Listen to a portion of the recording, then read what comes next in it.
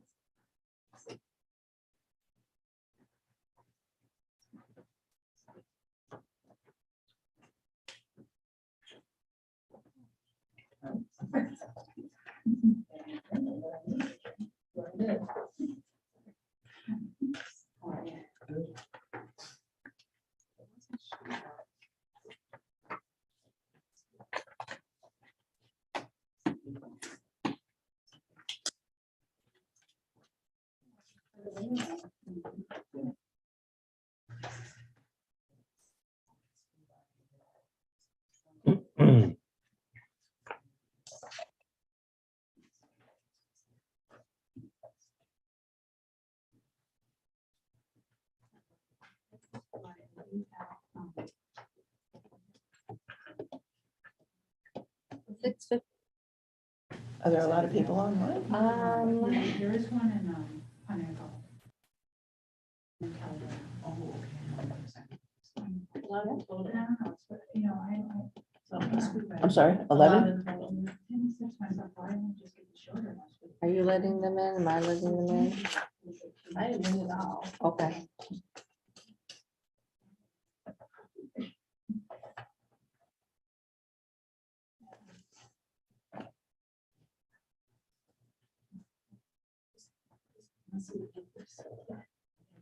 And that's Pete.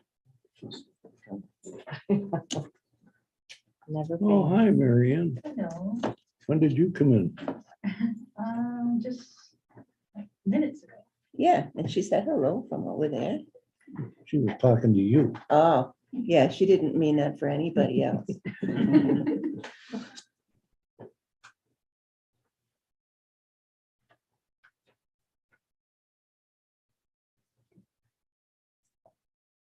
I went to a wedding, I went to 2 weddings and a funeral in the last 7 days. Oh, gosh. So that's a true story. And, Isn't there a movie, Three Weddings and a Funeral? yeah, Okay, sorry. and I lost my cat and found my cat, so Oh, 7 days later, so I was the only one wearing the mask at the wedding, the only one. And then I just got an email saying, oh, people at the wedding got COVID. Oh, no, really? Yeah, like so far 5 people. and it's 7. But you had your mask on. Yeah, I was the only one. So anyway, you know. Oh, you're a All good. supervisor. All ready to go? Mhm.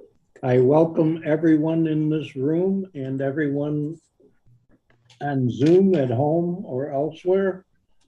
Will you please join me for the Pledge of Allegiance on our October 26, 2022 Town Board meeting? I pledge allegiance to the flag of the United States of America and to the republic for which it stands, one nation, under God, indivisible, with liberty and justice for all. Thank you very much. Our town clerk, please call the roll. Councilman, Here. Councilman Corbin, Here. Councilwoman Morelli, Here, Councilman Wolver, Here. Supervisor QC. Here. Thank you. I don't have a lot in announcements. The rifle range on Stony Brook Road has had a slight schedule change again. So if any of you are interested in that, just ask us and we will provide you with an updated copy. I also wanted to announce that I hope you'll be seeing workmen around the town hall in the next couple of weeks. We have had a group come in, look at the rusty and paint peeled railings at the entranceways. I've felt for a long time that they were terrible looking, kind of schlocky, actually. So we're gonna have those fixed. They are also going to reset all exterior doors because some of them you can almost stick your shoe through.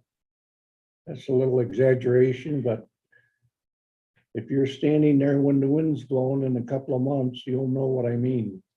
There are big gaps and they need to be fixed. And the third thing is to install a ice melt system in the gutters and downspouts, a commercial ice melt system, nothing like we have tried in the past. And they seem to think that this will help out a lot. Deputy Supervisor Corbin was with me on that visit meeting. Do you have anything to add? No, they were very professional. They definitely took notes and look forward to their proposal. Yeah, I do also. So it's gonna design to prevent that ice backup, is that? No, they won't. They will use the architect's design for a ice melt system to prevent that backup. That's what I'm saying, the ice No, melt. they will just have it installed. They won't design it. You use the word design. Okay, I but wanted to make it sure will that- be designed to, It has been. It okay, was. thank you. You may recall this board rejected the cost of that last spring. And now we're just going to endure it because the roof leaked after we got quite a bit of snow last Mhm. spring. Yes, it did.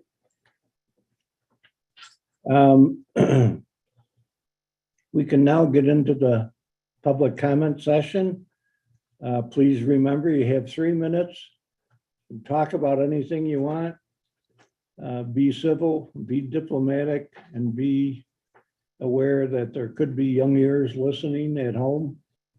And this is not a time for discussion. It's a time for you to vent your opinion. So would anyone in this room like to speak? And while we're waiting, Supervisor, if anyone at home on Zoom World, please put your name into the chat feature. This is not for the public hearing. This is just a public comment period. Thank you. Yes, sir. Please come to the podium, state your name, address.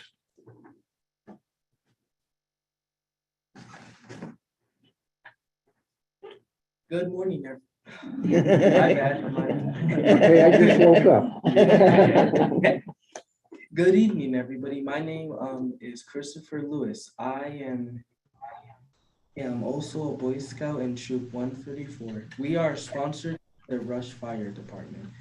I would like to remind everyone about the tree planting project coming up this weekend. For my Eagle projects, I am working with the Rush Recreation and Park Association to continue developing the 100 Acres Park. We want to build this park to be a place for everyone in our community. We also want to preserve the health and beauty of our area along the Genesee River, planting native trees and shrubs. Please join us for the planting of trees and shrubs Saturday, October 29th, 9 a.m. to 3 p.m. If you have these items on hand, then please bring a shovel, a rake, wheelbarrow, 5-gallon bucket of watering, can for watering, cardboard boxes, safety glasses, work gloves, sturdy shoes, or boots for safety. You don't want to miss this opportunity to be a part of Rush Town history. Take a picture of your tree or bush and see it grow for the next 10 or 50 years in our park. We are meeting at 206-254 Rush Scottsville Road in Rush near the train museum. This event is for all ages, including young people and families. If you have any questions, call 226-3512. See you on Saturday morning. Thank you, everyone. Thank you. Thank you. Thank you, Christopher. Just have a question. Why didn't you do it last weekend? It's nice out, and this weekend is gonna be cold. But sunny. I think it's supposed to be decent. I think we're getting a nice little break here in October, right? For this time of year, I think you're doing all right. It also gave us a chance to get ready. So we'd have to go in a little quicker because we needed like more people and just get some stuff set up. So this weekend for Saturday, we actually will be all set and good. Thank you. That's great. Thank you. Would anyone on Zoom like to speak? I have no one in the chat. Supervisor, town clerk, do you have anyone in the chat? No. I do not see anybody. Yes, ma'am. State your name and address, please. Hi, Mary Ann Rizzo, 25 Stowe Road. I just want to tell the board that I appreciate you fixing up those doors. I hope it comes right for, soon, because, just to conserve our town's energy. And I appreciate you attending to that. I also want to say that whenever you have to approve new windows, I hope that you get screens on the windows so that you can let the fresh air in. And that you might maybe be able to do some cooling by opening a window or some heating by opening a window. I just think they're better to have screens on windows whenever possible. Thank you. Thank you. Still no one on my Zoom. Not yet. There's an open floor or podium. Would anyone in here like to speak?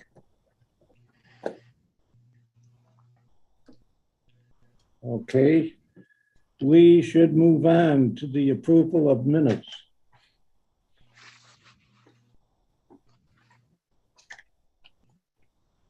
Does anyone have a particular meeting minutes they'd like to approve? So I guess I have to say that I spent some time looking at the minutes. There were a number of them to review and some going back to July. And it was really hard to remember if they were correct or not. And then so trying to find them on YouTube to see like, okay. And then I decided that I was running out of time just trying to do that, and I gave up, honestly. So I don't know what the consequences of that are. I just don't know, but I have some comments I would like to make and see what we can do about them. The September 6th workshop minutes are not descriptive enough. In my opinion. I know they were the first ones done by our new deputy, so I'm not faulting. I just wanted to point out that I don't think that they were descriptive enough. Nothing of the discussions held were elaborated on. There were no details, even brief details, so I couldn't say yes or no. Special board meeting on August 16th to approve the transcript from August 10th, and the meeting minutes are incorrect. It states that I was there and I was not. And it also should have said that it was Dan Chase who reviewed the abstract. I think it says Dan Wolliver. So I think those need to be revisited and corrected. There are two sets of unabridged minutes from August 24th and September 14th. And so I started reading those, and they're basically written transcripts of the verbal conversations that went on during the meetings with no corrections or, so it's how would the program, whatever program it is that does it, it hears things, so when it types it up, and it's comical. I mean, it refers to the town clerk as Tom Clark, for example. So you're like, what, Tom Clark? No, then I realized they meant town clerk. There were, it was incomplete roll calls, so you don't know who was there, who wasn't. Misspelled names of town board members. There was one that I thought was quite amusing, and so the discussion, and this is anecdotal, the discussion was about park operating hours. And I said something, and Dan, you responded that you agreed. But the notes say, I quote what the notes say, I kind of agree with genius. So, I had to laugh out loud. I know that's not the right minute, so, but you know, and I'm sure that they'll get straightened out at some point, but I don't know that they should be even up on the website. They're just not appropriate, in my opinion. I don't know what the absolute rules are for these things, but I made my notes and I read them. So there you go. I can relate to what you say because I have a trouble remembering the last board meeting, let alone 3 or 4 board meetings ago. But I know that they can be changed anytime we want. If you pick up some night and can't get back to sleep and want to take a particular date, read through it and see if you recall something different, I don't think that would be a problem. Not the best way to do it, but. No, Supervisor, and that is the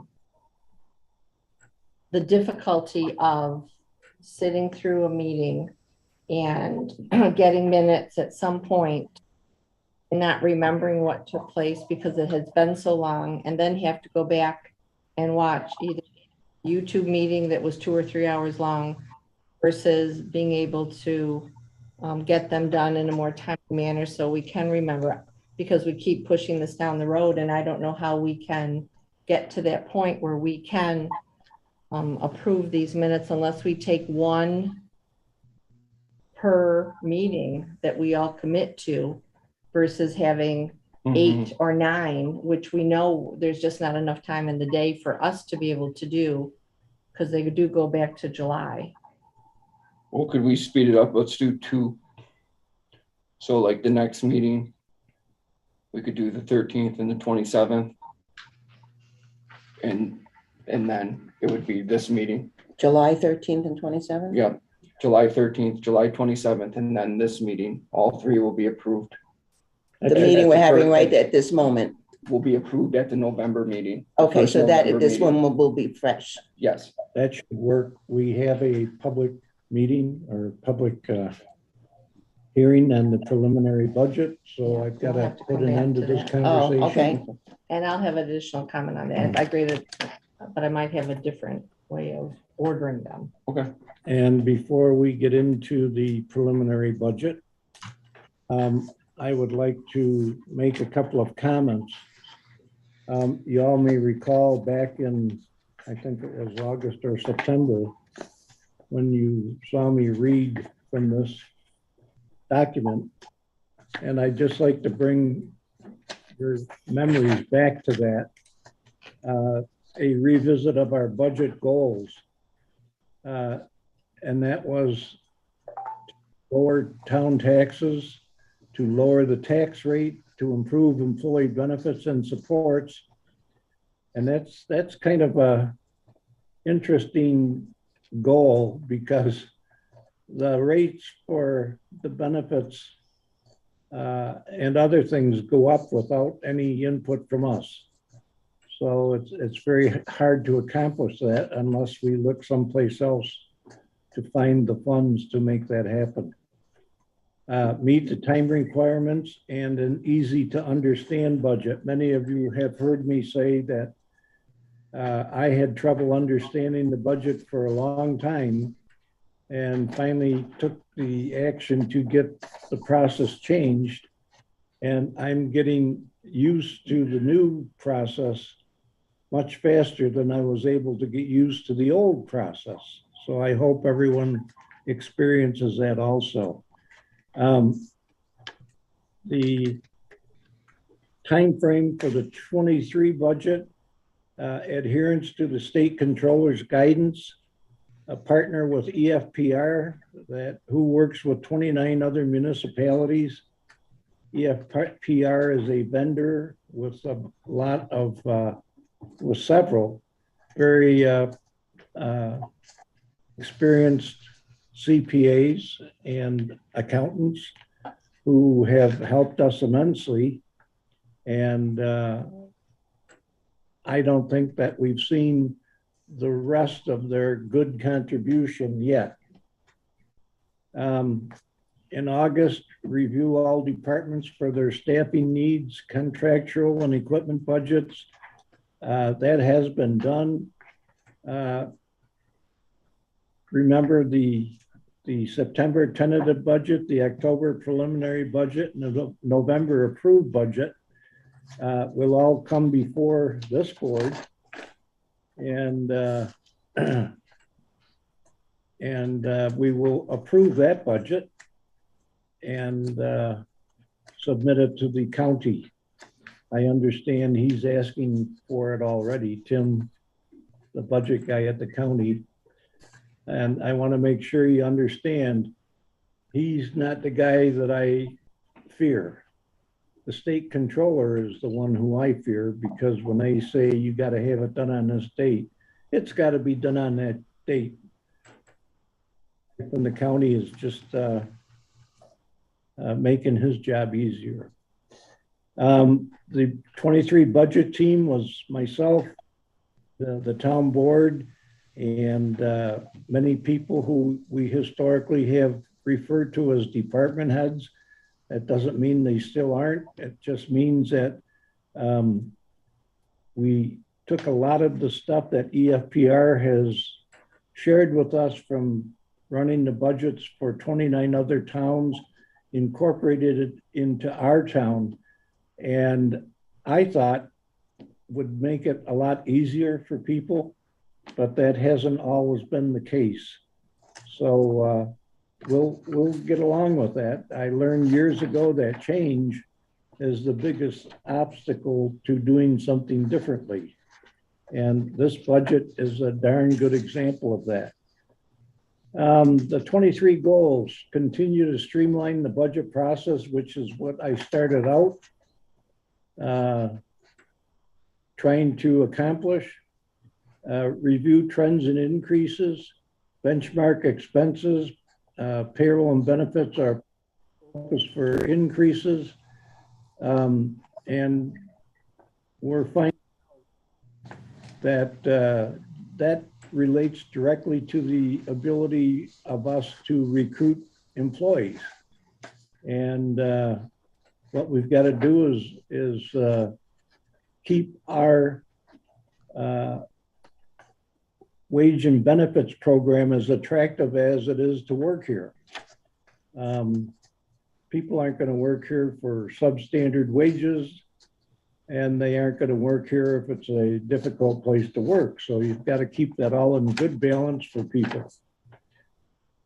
We tried to maintain the spending levels for contractual and equipment if possible. Low debt. We only have one debt in this whole town, the Phelps Road Water District, and I think that's only $1,000 and change. So that's not a bad situation to be in. The current trends that we looked at were the cost of living increases, which depending on who you talk to, some say it's 8%, but I think 8% has been pretty current, pretty repeatable, and whoever you ask. The increase in healthcare costs, 15%, and the deputy supervisor and I have a meeting with the healthcare providers Friday, I think. Mhm. And Amber's gonna bring a couple of clubs, one for her, one for me, and we're gonna see if we can get that somewhere in line. The increase in fuel and utilities, I don't have to tell you that. You all drive cars and you all heat houses. So it's a challenge. It's not fun, but it's a challenge to try to keep all this in balance. We want to have a good municipal budget that is achievable and realistic, and it's conservative and responsive to the needs of taxpayers, residents, businesses, and town employees. We want to protect our town assets. We want to support high-quality services to Rush residents. We want to support our town employees. We don't want them leaving because they're disgruntled. We want to support them and keep them here as a good option for employment. We want to ensure taxpayers' interests are protected.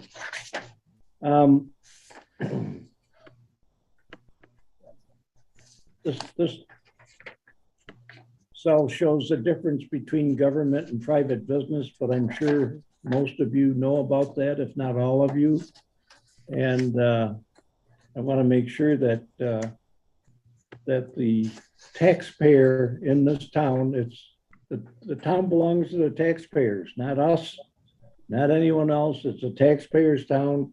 It's a taxpayer's money. It's a taxpayer's assets. And anyone who sits on a budget session and doesn't think like that, they aren't going to accomplish very much, because that's where the buck stops. Taxpayer, it's their town, it's their assets.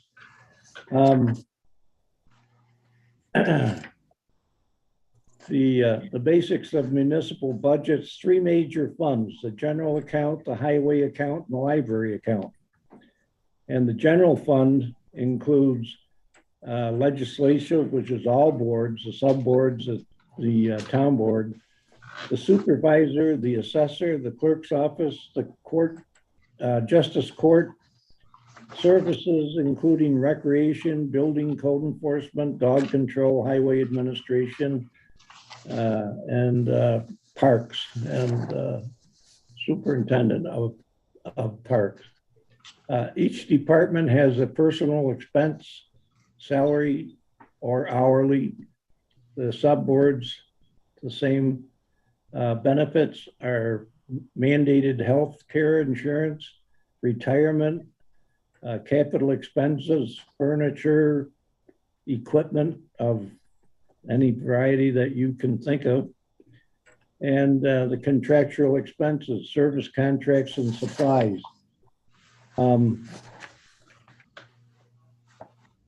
I won't. Well, yeah, I will. I want to read the key measures. The annual budget is where leaders can have a significant impact on the future direction of our town. Budget discussion should center on service levels, accomplishment of goals and objectives, and positive impact and outcomes. A budget is a spending plan.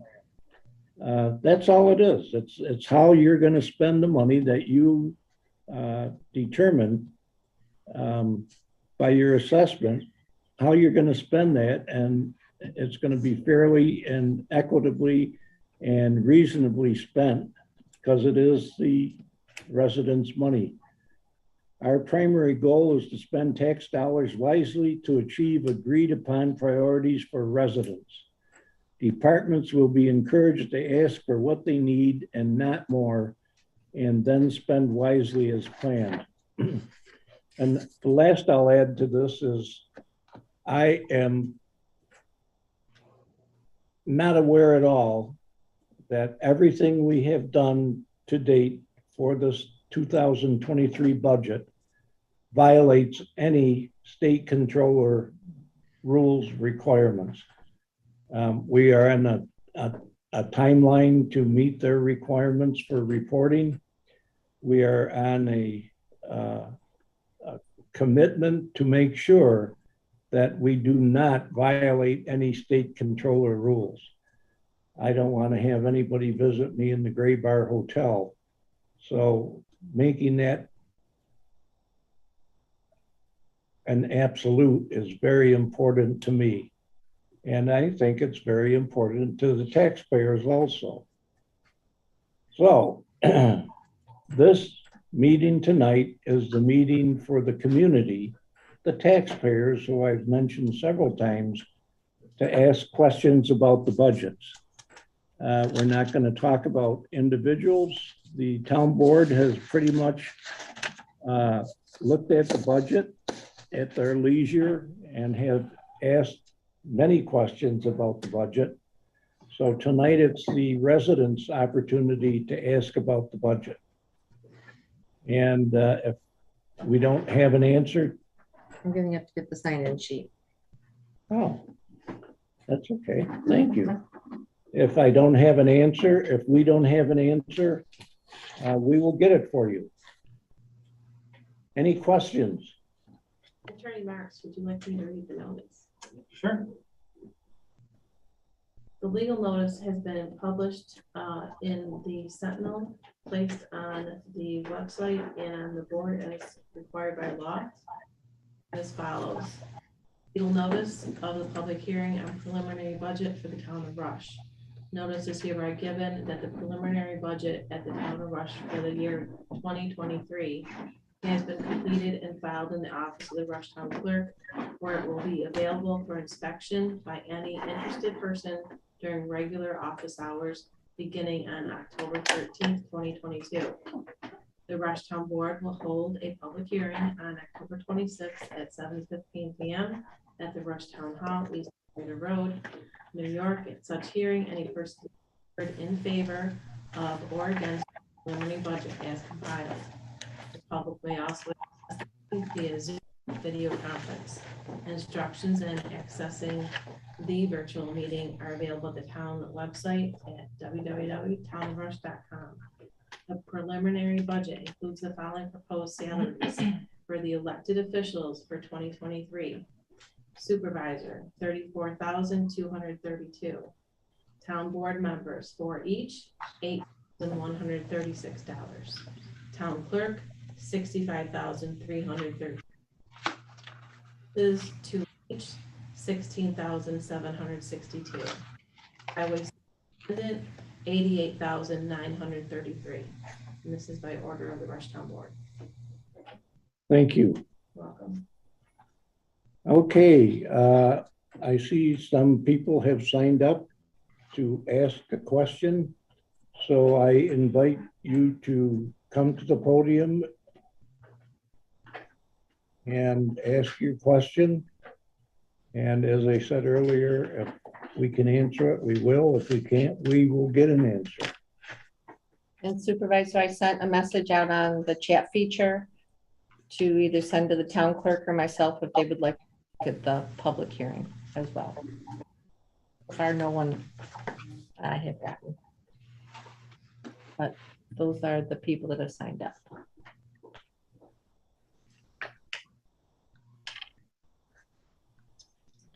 No one on chat. No one on chat yet. Town clerk, anyone? I do not have anyone on yet. All right.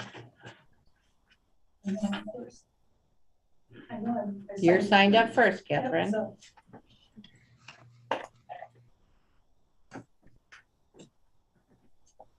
Catherine Hankins, 2353 Pinnacle Road. As Pam can really attest, having done a lot of these meetings, oftentimes I was whoever came to the public hearing for a budget. I'm only going to focus on one specific issue tonight. I think the budget is very well crafted, and but I want to raise the question of the fire department. They have a 26 cents increase, and I think the town could seriously consider taking some of their unexpended balance to maintain the tax rate for the taxpayer. The town has far more opportunity And they have continued year after year to increase their unexpended balance. And so this year, with the fire department making a very bold step, a very necessary step to actually hire somebody and start on that road, from a taxpayer's perspective, my interest is really to support that fire department. And at the same time, my goal is as a taxpayer is that I don't want my taxes to be higher.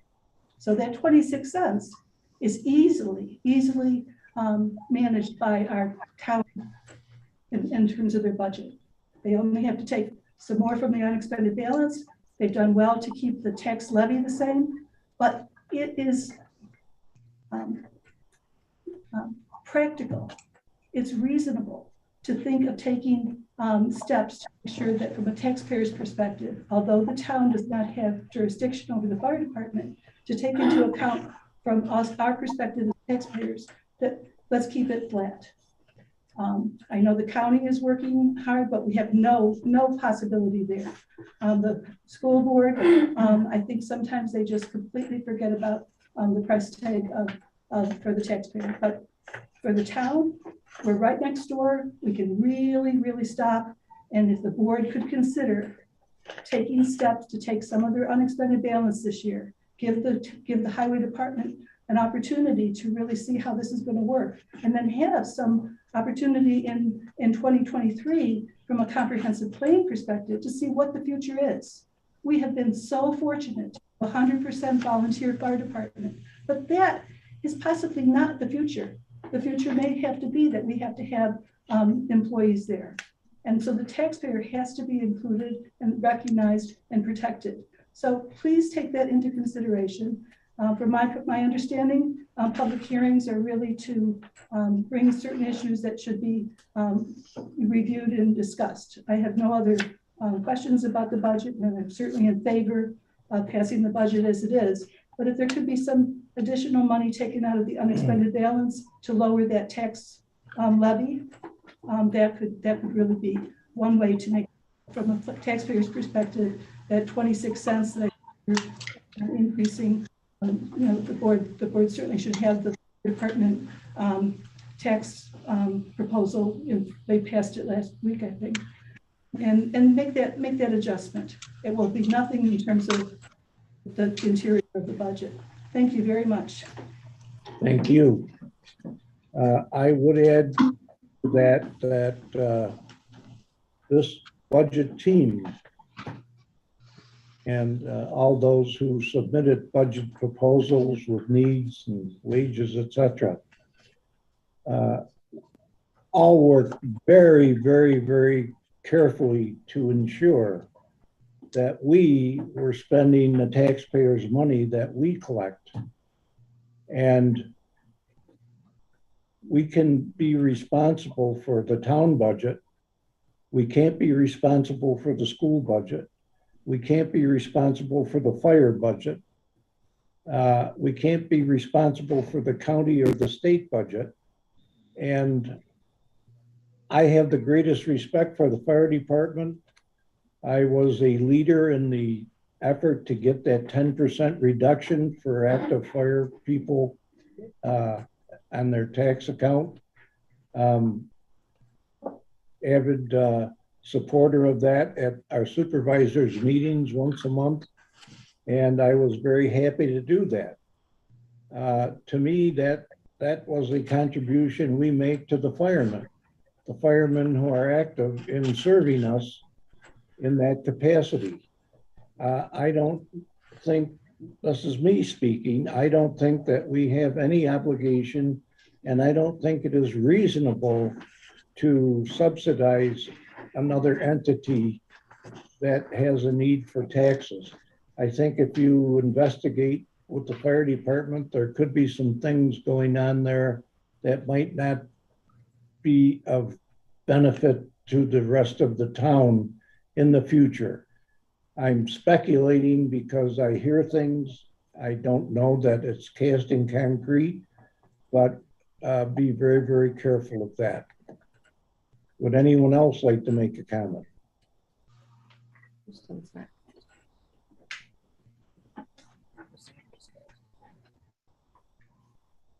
I am Kirsten Flass, 77 West Rush Road. Kristen, just so you know, that microphone does not work. Oh, okay. I know, it's like a prop. We're Okay. sorry. Good to know. Thank you. Just so you know. And I'm also the Rush Public Library Director. I watched the budget workshop on YouTube, and I want to start off by clarifying something that I heard that night. And that is that I heard that a comment was made that no employees worked in the town hall during shutdown. Everyone got paid to stay home. And I will say that's not entirely accurate. Town Clerk Busey and I were here every day during shutdown. We both worked full-time in our offices, supporting taxpayers who called for information about COVID, information about everything to do with COVID. I helped people get library cards online so that they can have access to ebooks and downloadable audiobooks during that time. We were here to calm people's fears and get the bills paid and keep the town running during that time. So we were both here full-time during shutdown, and we did everything we could, working with the town safety people, which at the time was Rick, to prepare for opening, and we did that. And then we served curbside for weeks and weeks. So I just wanted to make that clarification. All my staff had assignments to do at home. That was part of what I did at work every day, was make sure my staff had work to do from home. And yes, they weren't waiting on patrons, but they were doing continuing education, like learning Excel and things like that. So they were practicing skills at home that they could bring back to the workplace, back in business. Okay, so on July 19th, the library board approved the library budget. Each town board member received a paper copy in your mailboxes. Now, for those of you who are at home who don't know the library board, made up of 7 taxpayers in Rush who are my direct supervisors. I work with them to create a budget that really keeps an eye out for taxes. And in every case, I try to keep my budget as flat as possible. I'm aware of the tax cap. I'm aware about parts of my budget that I don't have control over, like utilities and fringe benefits. I don't control part of it, but it still comes out of my budget. So in order to try to keep it as flat as possible, keep all the things I can control, like my book budget, and all of those things as flat as possible. And I make cuts whenever I can. So I know this guys are talking about making sure that we honor the taxpayers by keeping taxes flat, and telling you nobody takes that more seriously than me. And anyone who has a question about my budget can come and see me, and I can tell you how I spend to the penny. My door is always open. So most of my budget increases for the past few years have been because of payroll going up. Now, the state is mandating minimum wage increases. I don't have control over that. My desk clerks make minimum wage. They start at minimum wage, and if they earn a merit-based increase because of a performance review, they move to the next step. And so I believe that the recreation department employees and the library employees are some of the lowest paid employees in the town, starting at minimum wage. So I have a desk clerk level, and then there's me, and that's it. I have 7 employees plus subs. And so this year, the library board and I about the budget and about pay increases, knowing that minimum wage was likely to go up about 7.5%. And we were correct with our estimate. We made our budget in July. At that time, the cost of living was 9%. We asked for a 7% increase and 7.5% for the minimum wage level desk clerks. So we submitted that budget. I kept everything as flat as I could. And some of you might remember we also eliminated overdue fines to help our community. That was a very small amount of revenue that we were still taking in. And I even cut my budget to account for that cut in revenue. That's how seriously I take keeping the budget flat. So again, all my increases have been from things that are out of my control, including minimum wage and benefits going up and utilities.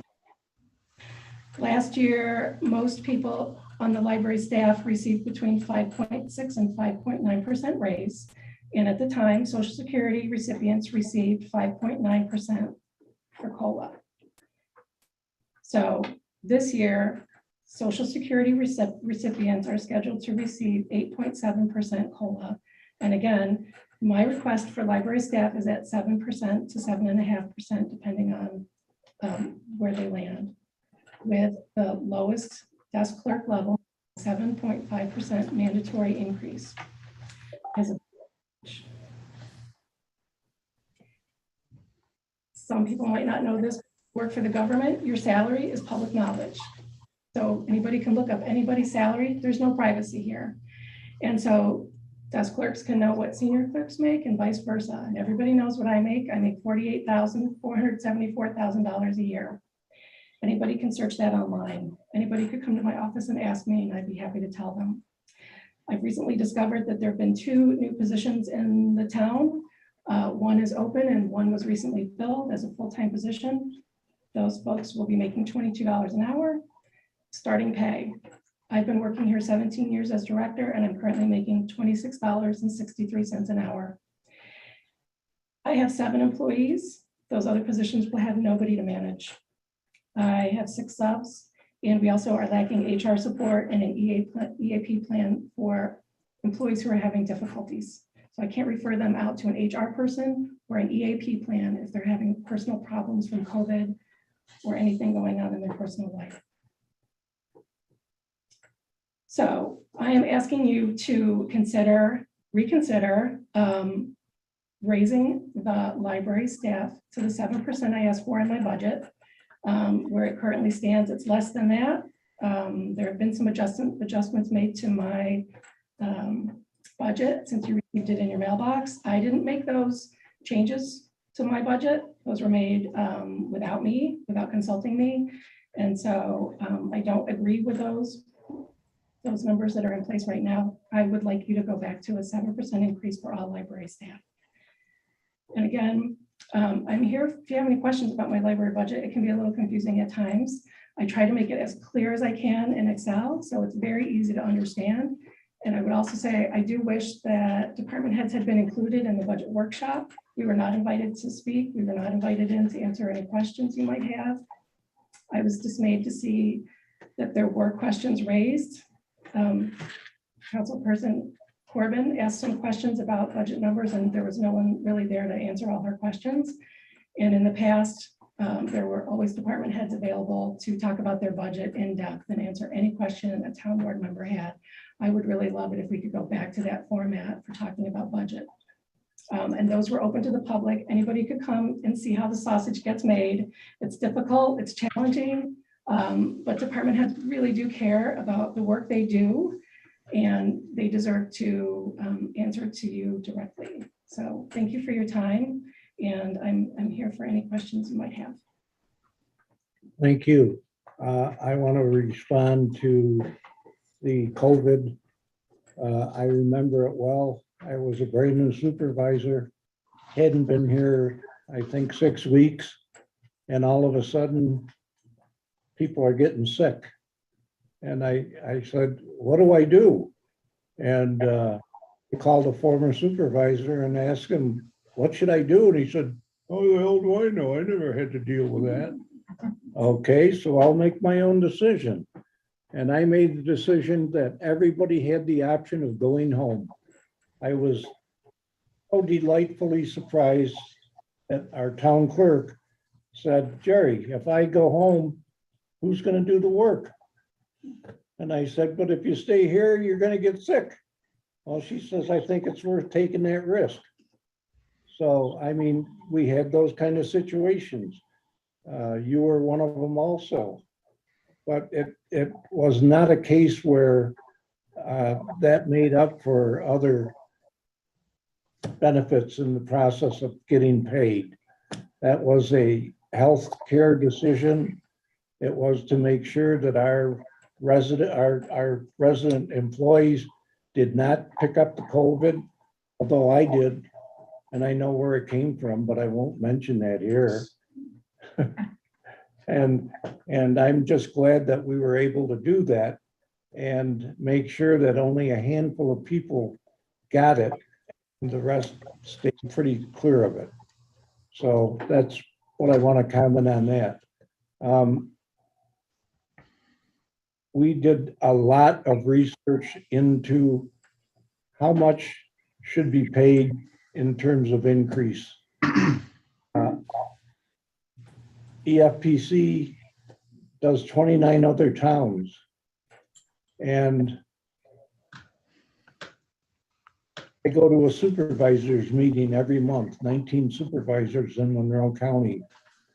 And one of the things I did not want to risk was having one of them say, well, how come Rush gives out those kind of raises and the rest of us can't? Well, I'm telling you that the town of Rush, when you look in, one of the things people who worked with me on the budget will tell you, I probably said sustainability every other sentence because I didn't want to get into a situation where I could handle my own poor decision in the future, or someone else could inherit it and have to handle my own poor decision in the future. I know it stinks. I'm very, very well aware of that. And, you know, it's been difficult for me, I'll speak for me, to say, wow, I got elected to this 20-hour-a-week job. I haven't seen 20 hours in 3 years. And I have not taken a raise. In addition to that, these people who sit around me here work. I'm telling you, I get emails at 10, 11 o'clock at night, and I get phone calls. And guess what? They haven't got an increase either. We've used the money to fuel the increases for other employees in town.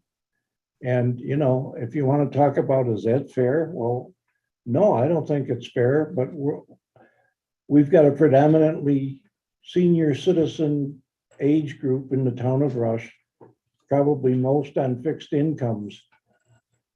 I don't believe in transferring the burden to those people because we think that we should make more.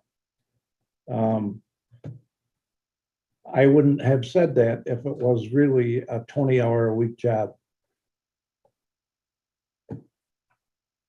My response to that is I understand all of that. And I also understand that my senior clerks and the others that work for me will see half the staff getting a 7.5% increase and they're getting less. And if you want to stay competitive, I have people who know they could go to another library and make $18 or $19 or $20 an hour doing the same job or even an easier job. And they know that because all the wages are out there for the public to see. So you want to be sustainable. You want to sustain the employees that we've already spent time training and providing excellent service to the town of Rush, some of whom live in Rush, like me. I'm a Rush taxpayer too. So again, it is about equity and it's about what's fair and about making sure that we honor the employees who are already here doing a fantastic job. I get so many compliments about library staff doing a great job. We have residents from Greece, the biggest town library, coming to Rush, the smallest town library, to attend our programs. And that's because I have an amazing team that puts in the effort as well. So, you know, my hat is off to my team. We work really hard to provide excellent service to this town. Not much else for Rush people in terms of entertainment or services. So we're doing our best. And I'm going to say, I would hope that the town board would consider going back to the 7% increase that the library board approved in July. Thank you. And I'll just close by saying, when I think about the Rush Library, I think with the same mindset that I think about Leary School. Who has ever said something naughty about Leary School? I've never heard it. Who has ever said something about the Rush Library? Well, one guy we all know, but we just listen to him and go on. I think the Rush Library and Leary School are two of the biggest assets this town has. And I've never heard the parents of a little one or a middle-sized one say anything different than that. But there's more to it than that. And you know it, and I know it, and we're probably going to find out more in the future. And you know, it's like I would love to win the lottery and leave it to the town of Rush. I could. can't win the lottery, but I could leave it to the town of Rush. Just so that the town of Rush could be equalized in some ways with other towns. It's very frustrating. It really is very frustrating. Supervisor, if, I know this isn't a back and forth, but in response to what we were given a document in July with a number, and then that number changed. And I will say, as a board member, I did not know that it changed without the library board not having input to that. I thought the document that I looked at that had been changed came from the library board, when in fact it did not. I confirmed that with Kirsten. I also spoke with Councilman Woliver. I don't know if he wants to speak out about any of this as well. And then we just got another document with another, I don't know if it's changed or it's not, but I know myself as a elected official need to be able to explain to anyone that comes and asks me, especially after tonight, where did this go? Why was it here? Why was it changed? I don't have that answer. And I need to be able to have that answer to be able to explain that. Dan, do you want to say anything in addition to what I've said? I'm not sure if you do or not. Didn't mean to put you on the spot. That's all right. I think you summed it up pretty well, Amber. So that's just my comment on that. I That's a think fair comment. we do have work to still do on that. It's a fair comment, but you've got to consider things like, I know that I introduced the word to this employment team of compression. Do you know how much it would cost us to just prevent compression in the future? It would be terrible to saddle the taxpayers with that rate increase. It would just be terrible. And if the board decides to do something like that, make sure you know what it's going to cost you next year and the year after and the next year after that, because it boils down to what's going to be sustainable. Well, we need to have the facts in front of us to know how we got from A to B to C, not how we got from A to C. You know me, I'm a data person. I need to follow that. So, but we will have that in the next coming future days to discuss. Anyone else? I have no one on chat. There is one more person, Kelly, I believe.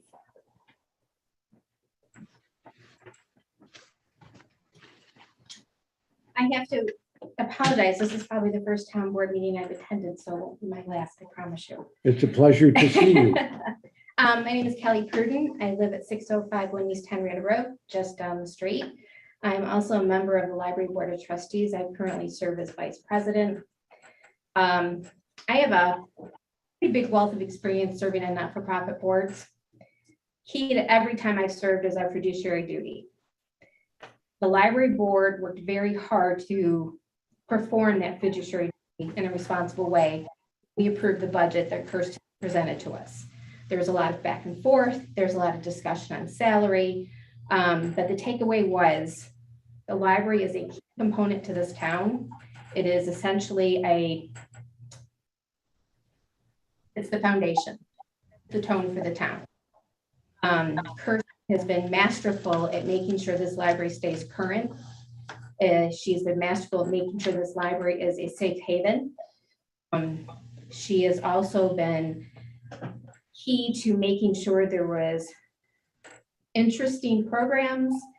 She had an excellent collection of books and ebooks, of DVDs, that there's a place that you can just go in the library and relax and read. And all of that, she also serves as a staff. She manages a budget. She's on top of the budget. She usually is under the budget because we keep a very close eye on things. And she is essentially the CEO of a not-for-profit. We cannot afford to lose her or any of her staff. We can't make sure that they have equitable pay.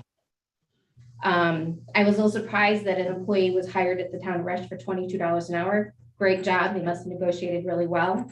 But that kind of sends a message that people with a lower pay rate who have a great wealth of experience aren't as important. And I don't like that. I don't think it's a good message the town is sending. Yes, I do get that asking for 7% is a lot. But we didn't ask New York State to raise minimum wage. That happened. We have no control over that. But you have to keep it equitable. You have to keep it fair. And Kirsten's the first one to say to me, I don't want any more money. Well, I'm the first one to say, and she will agree with me, every single year we do budget, I go, you need a raise. Of all the work you do, all the things you deal with, she's unofficially an HR rep. She's unofficially a counselor to her employees. She is unofficially a trainer to her employees. She does everything. So I think it's extremely important that the budget that the town board is reviewing is the budget that the library board approved. We had a fiduciary duty to approve that budget. We did it. I am not very happy that what you are considering is not what we approved. In fact, it's probably a violation of our fiduciary duty because I have no idea what you have. I don't know how the numbers came out. I don't know what was reduced. For all I know, the book budget got reduced by 50% and we don't know because you guys, the town board, was presented with a document that was changed by somebody.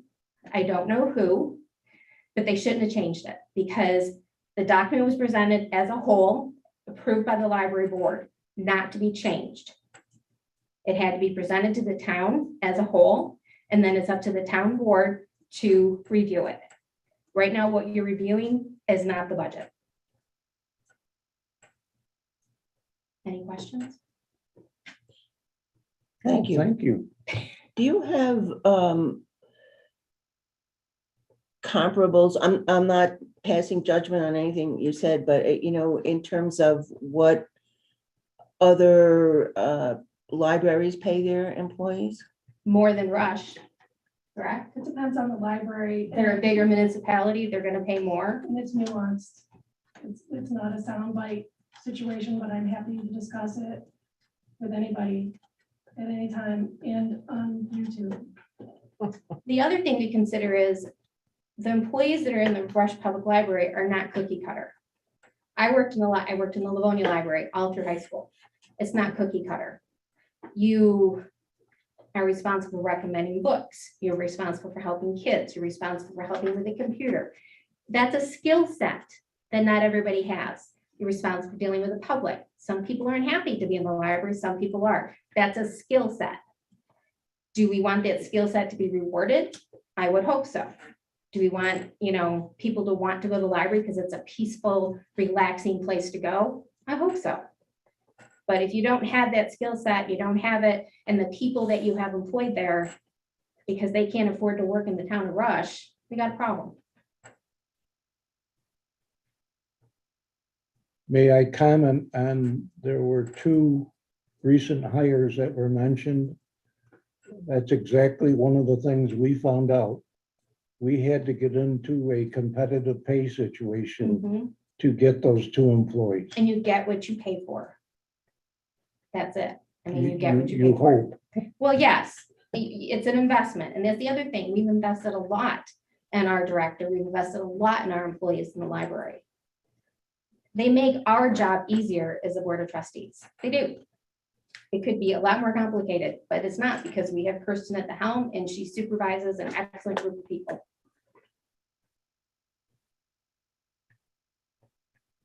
I Thank can't you. disagree with anything you've said. Thank you, Jerry. That would make it simple. I know. I have no one on Zoom chat. Town clerk, anyone? I do not. Anyone else in this room? Can I just ask? Yes, please step forward and speak your name and address. I would just like to ask that the public hearing be left open for a week or so, because I just think that would be a good thing to do. I will not do that, but if you'd like to speak, you're more than welcome. We have a deadline, and I've been proud of keeping on schedule for that deadline. I don't want to do anything that would risk. Just in terms of people submitting. Excuse me, Catherine, if you're gonna speak, we need you to come up to, so people at home can hear you. I'm sorry, It's not for us, we can hear you, but they can. I'm sorry. That's okay. Catherine Hankins. I would just suggest that we leave the public hearing open for a few days, some of the comments that have been made, and just that people could submit any more comments in writing. It may, what the conversation tonight was not sort of, I'm for the budget or I'm against the budget, or some of these questions. And perhaps other department heads have some comments, or some EFPR might have some comments. Maybe that's separate and distinct from, but it seems to me that there should be some opportunity for other people to raise issues that they perhaps didn't think could even be raised. So just for a week, or just from now, it's Wednesday, till next Monday or Tuesday, or, sometimes people make comments in public forums and you're thinking, whoa, that's quite an aggressive statement, or something that can impact other people in terms of what they feel that they have, people have done to participate. So I think that might be something to look at. So thank you. Town clerk, was this budget hearing advertised appropriately? Of course it was. I wanted to make sure that I heard that come from you. Thank you. Within it, we don't have anything set for comments here or there in this notice. I believe might be a board decision. Can I ask the town attorney, Robert, can we close the public hearing but accept comments Yeah, up until a certain date? correct. Yes, you could do that. The public hearing is for people to come and speak. And the problem with leaving it open would be you'd have to close it at your next meeting. We wouldn't be able to get together on Monday. Thank you. So you can certainly close public hearing and still accept written responses or written materials up to a certain date. This board may decide to change some things. And we don't need a public hearing open to have that happen. No, your future meetings, whenever you talk about this, obviously you can continue to discuss and ask questions and determine what you will. Would anyone else like to speak?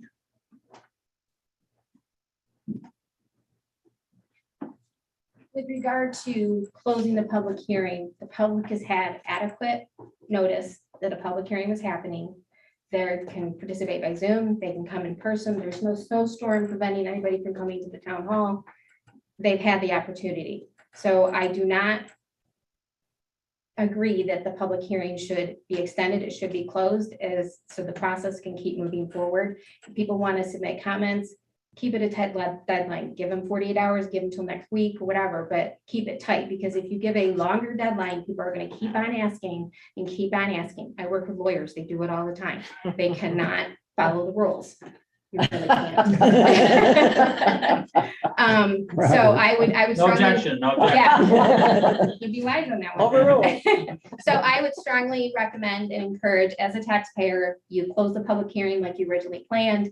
If you're gonna allow comments, keep it a tight timeline, because as I said, you give more time, people are just gonna be lazy about it. They're just not going to focus. If you give them a tight deadline, they're gonna focus and they're going to get their comments in if they want to get comments in. I agree again with everything you said, Kelly. Anyone else that would like to speak? I have some thoughts. Yes, share them, please. So this was, first time on the board, first time being presented with a budget to review and think about. But it wasn't what I had anticipated. I really thought, as has been suggested here as well, that I was going to be hearing from department heads, that they were going to come and present what their needs were, and we would consider them, and among a lot of factors, whether we would implement or not, or could or couldn't. But we weren't given that opportunity, and we weren't given anything from them. I personally had to ask for a lot of background information to try and think about things. Some of it I got, some of it I didn't get, or it took several times, and I was not happy about that. Because you want to be able to make an informed and fair decision. I don't think, and I know this was all changing, as you said at the outset, Jerry, but I don't think it was explained well enough to the department heads how the process was going to work.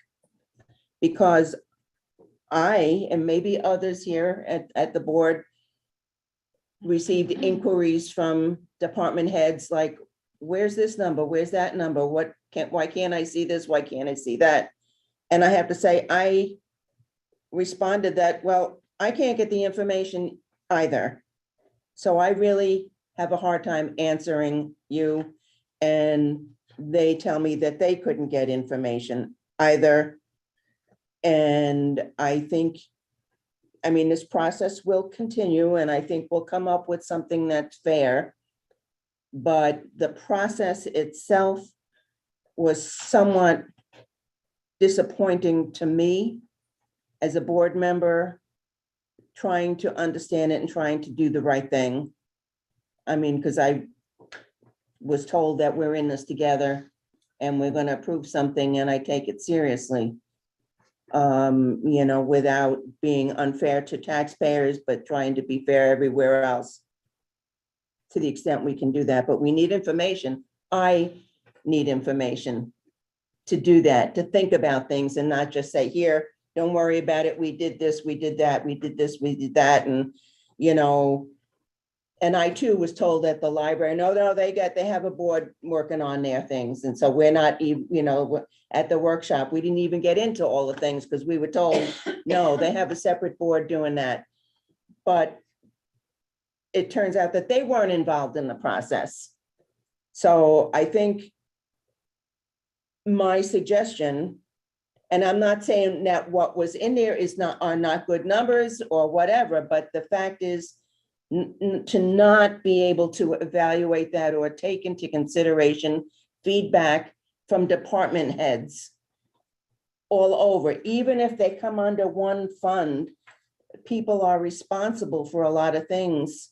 You have the town clerk responsible for things. You have, highway, well, that's different. You've got, the library, you've got recreation, you've got building inspector, and people all doing things and managing, because we asked them as part of their job description to manage assets, to and whatever they do. And I think we need to hear, like, so what do you need to do your job, and then make a decision as best as we can, given the fact that we don't want to raise taxes on people, and do the best we can. So I think the process was lacking in that regard, because we didn't get to see what the department heads thought about any of this.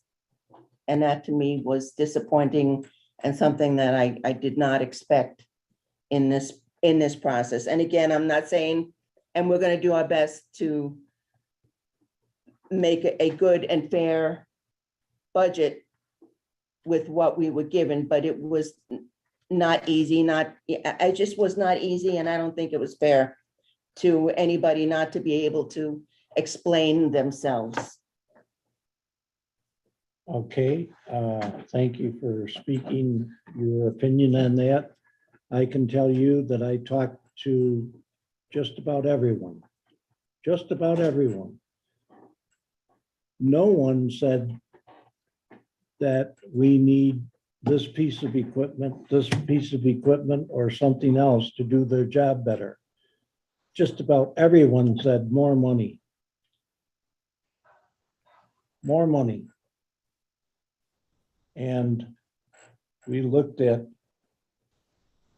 I would say that Tina DeNegro has probably forgotten more about a budgeting process than I ever knew.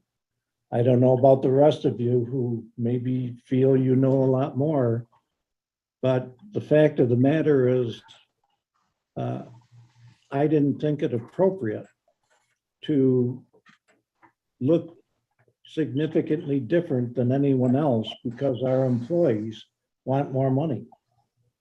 Because that's what they said.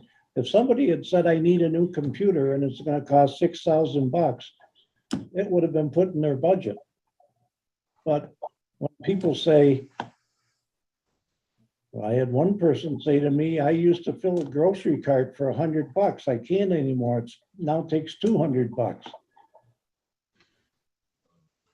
Well, if we applied that across the entire workforce and we took responsibility for that, it's like the proposal that we should help the fire department out by compensating for their 26% raise.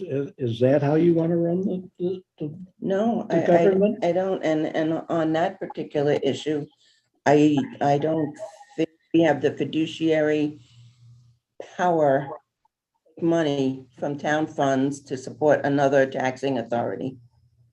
I may be wrong, but I You- think You we're are not right. even allowed to do that. So how do you deal with?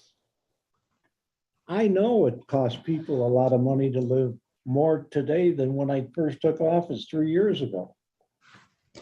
You know, if we were running a corporation making widgets, we could say, let's market more of our widgets and get income that way. But we don't make widgets. We have one source of income, and that's the taxpayer. And it's unfortunate, the people want a slow growth town. They want a rural community. And that limits you in some cases. And, not all cases, but here's a good example. Our employees look at employees in other towns, say, oh, my sister-in-law makes $23 an hour over there and doesn't have to do half of what I do. I mean, I've been hearing that for years, not here necessarily, but in the jobs I've had in the past. And how do you deal with that? I'd like someone to tell me. In terms of evaluating Rush against other towns, I know that's hard to do. There are different things, but I have been trying to find out for some time now since I started, how do we benchmark with regard to not only wages, but in terms of benefits? I mean, I think the town is pretty generous, I believe. And it's my understanding that not all towns pay 90% of healthcare costs. And we have to factor in the whole benefits package to be fair. There's a good Not just example. what, how do we, if we don't have information, how do we make a decision? We don't want to lose people. I get that. How do we make a decision, to make it better, to make it fairer, to make it comparable? Well, I think you have to have the facts and the data to make that call. Because our part-time people get nothing. They get no Right. benefit. Right. Part-time people get no benefit. So I hear of the minimum wage going up, and I heard compression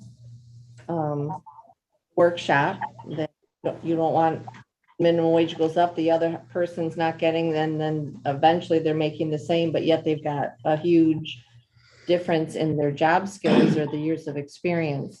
Those are the things I need to be educated on so I can make that fiduciary responsibility as an elected official. We're being fair and equitable across the board, not just for one small select group or another, or maybe we're not. There is no lack of equity in this entire workforce.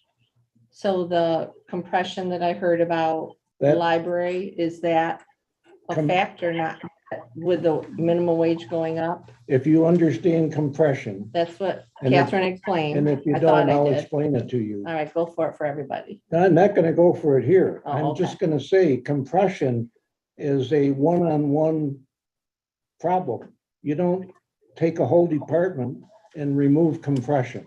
It doesn't work that way, especially with such a small work group as we have here.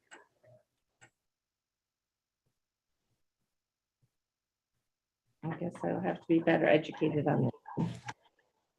I'd just like to say that I missed the, having all the various departments come in and just explain what they're thinking about the numbers that they think they need to operate in the upcoming year. Everybody from the dog catcher, assessor, everybody came in and just put some numbers together and said, this is what I was thinking, and then presented it to the town board, and then we knew where they were coming from, and then the budget went on from there. And this, it kind of like, okay, here's some numbers. What do you think? We should just move ahead. Let's go.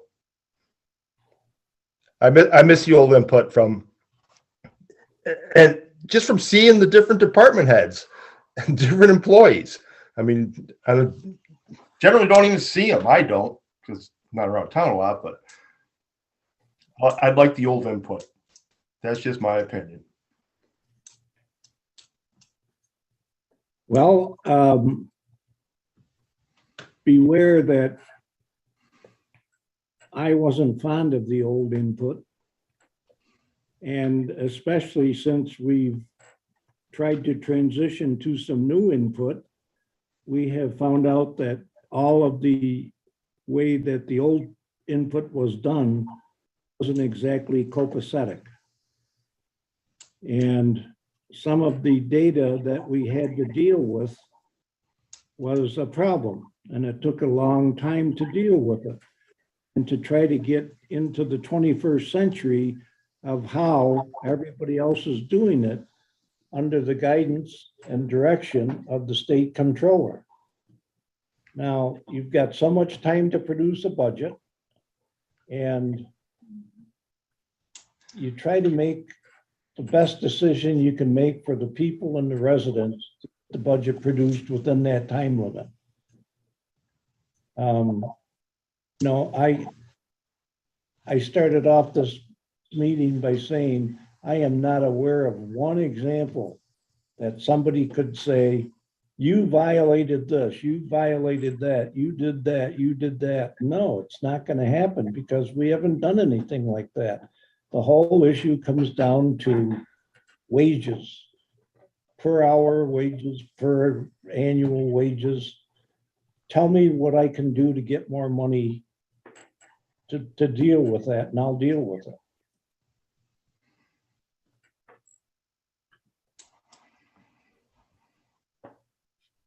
I'd love to hear it. You think I like working 40, 50-hour weeks that is endless? No. But I'm not going to hold our senior citizens hostage for what I agreed to sign up for. So tell me what I should do.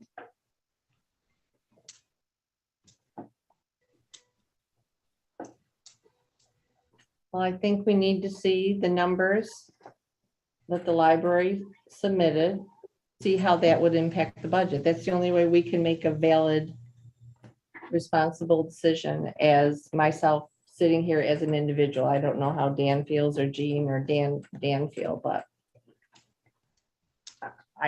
how else can I make that decision if I don't know what those original numbers, how they would impact it? I saw the original budget submitted by Kirsten. I told Catherine that that was the best submission I had seen. And Catherine, how much would it take to put all those numbers together for the board? The board has those numbers. The question is, do they have a tax? They have what? The challenge for the, as we put the budget together, was that the library put into their budget a tax increase. for a tax increase for their fund. There's 3 funds and each one of them creates a budget. So that tax increase was there. The second issue was that it would impact all the town because they had gotten a 5.9% increase last year and a 4.1 increase this year. If you're going to do that and have equity, you'll have to look at the entire town across the town. When we had that budget hearing for the tentative budget, which was built upon the principles that had been set up in August, we went through every single employee, their hourly rate, and we calculated and planned the 2023 budget. With the understanding that the salary wage schedules come in January. If there's any compression, you increase the step 1. This happened last year as well. You increase step 1, and then everything past that goes to 3%, so that there is some measurable change between each of the steps. If we do that, we have to look at the entire town again. And some of these things could be dealt with in 2023 as a comprehensive review, because we worked hard to say who's going to get 0%, who's going to get 3%, who's going to get 4.1%, and who's going to get 7%. And the 7% was for the highway. They got only 3% last year. So that overall in the town, they would get 10% over 2 years, which was significantly higher than any other town that we looked at. And all of the towns that Supervisor Kusi meets with, they were only getting 3% or 4%. That's it. And within there, differentials, because most of the towns had step increases. So I think we'll have to just look at it. But Councilperson Corbin, the reports that were sent today, when we did do the salary wage proposal for the library, and we had to increase the step 1 to 7%, so it would go up. But in the past, we used to have another group that were pages and groups. We have 2 categories in the library now. So if we do that, we just have to, we're going to end up with a tax increase, because each fund has to stay on their own unless they pull from their unexpended balance. They have to really, really question sustainability, because if they pull $5,000 or $6,000 out of a balance that's over 25, 30. The other point I'd like to make to the board, this is the first year I've been doing this. 3 years I've been helping. Really had to take a major role in it. They never put in salaries or benefits or utilities, but never put in a increase. They never picked that up. The library board just sent it in without that increase. It would be measured, it would be done the same as everybody else. So that was a surprise. And we can certainly get it, but if we do it across 5% or whatever it was, but you all have those papers. It would be very easy to look at the impact, but the impact will be difficult long-term. And unless we start to have a whole other plan for benefits and compensation. You can certainly look at I think it was sent out in July. I didn't get it. So that was the other thing. I never got that.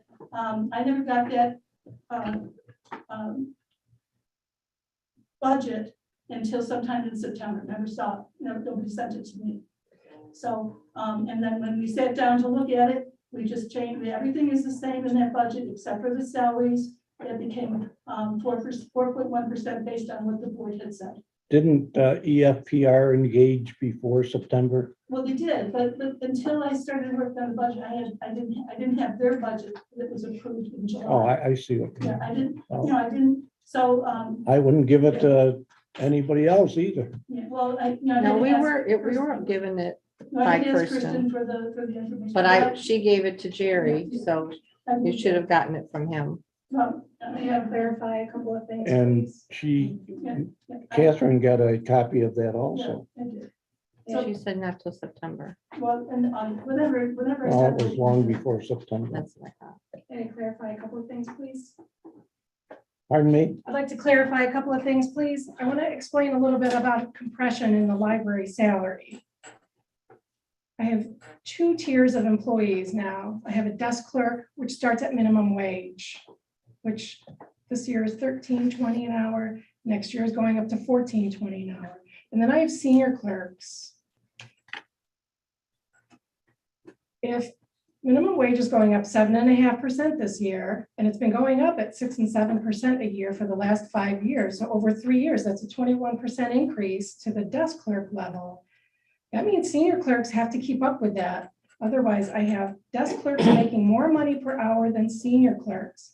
Senior clerks are in charge of the library when I'm not there. They're in charge of safety. They're in charge of subordinate employees. They're in charge of problem patrons who come in and risk safety in the public sphere.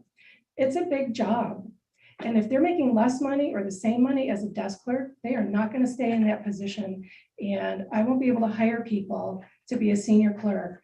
I can't be there the whole time the library is open. It's just not possible.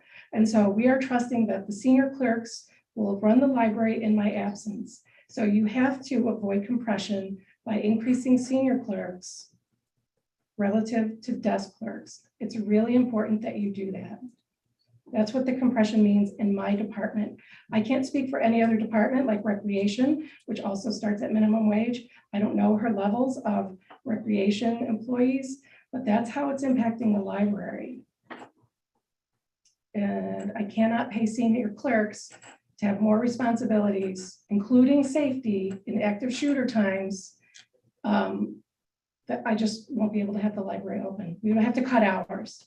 And so it really, as a town, as a taxpayer, I recognize we're gonna have to find more sources of revenue for this town. And that's something I haven't really heard in any of the budget talks. And I did watch the whole workshop on YouTube. We need to talk about new sources of revenue for this town if we want to keep taxes flat. And I understand that most of my patrons are seniors and they rely on the library more when the economy is really bad.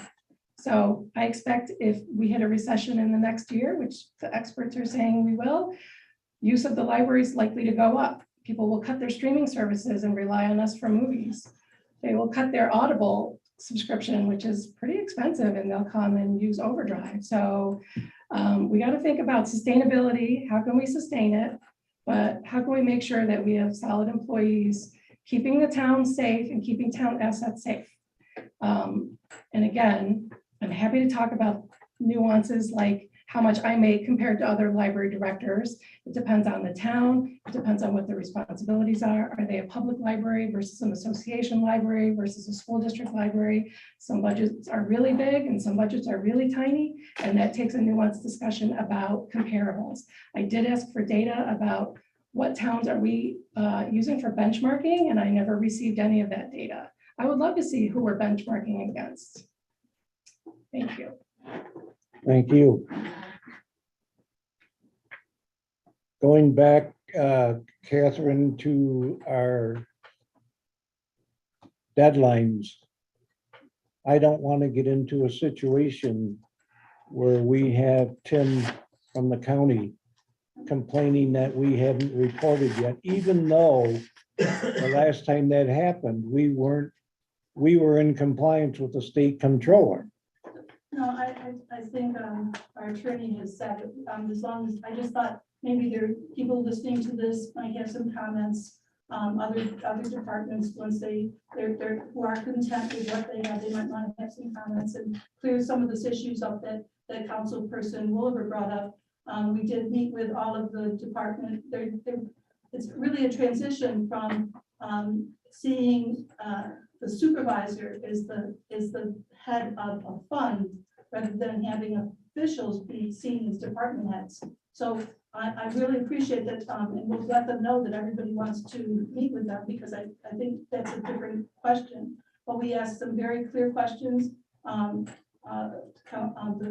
The town clerk sent out a reminder saying anybody have any equipment, any contractual items that are going to be unusual. But we were trying to find funds within the contractual and looking at the last 3 years of what they actually spent in contractual. So if we miss sort of the social aspect of budgeting, EFPR didn't give us that understanding that we should do that, but we can clear that up. So, but as far as. Can we clear that up and still meet the obligation of Yes, our so- time? So depending on when you have your meeting, we'll send out an invite to all the judge and everybody. They can all, we did. I'm talking about providing the board members with Oh, the yeah, data absolutely. that they say they need. I took a few notes, but I've been trying to respond as within 24 hours to every question that people have had. That maybe it's not in the format, but we have to remember this is a budget.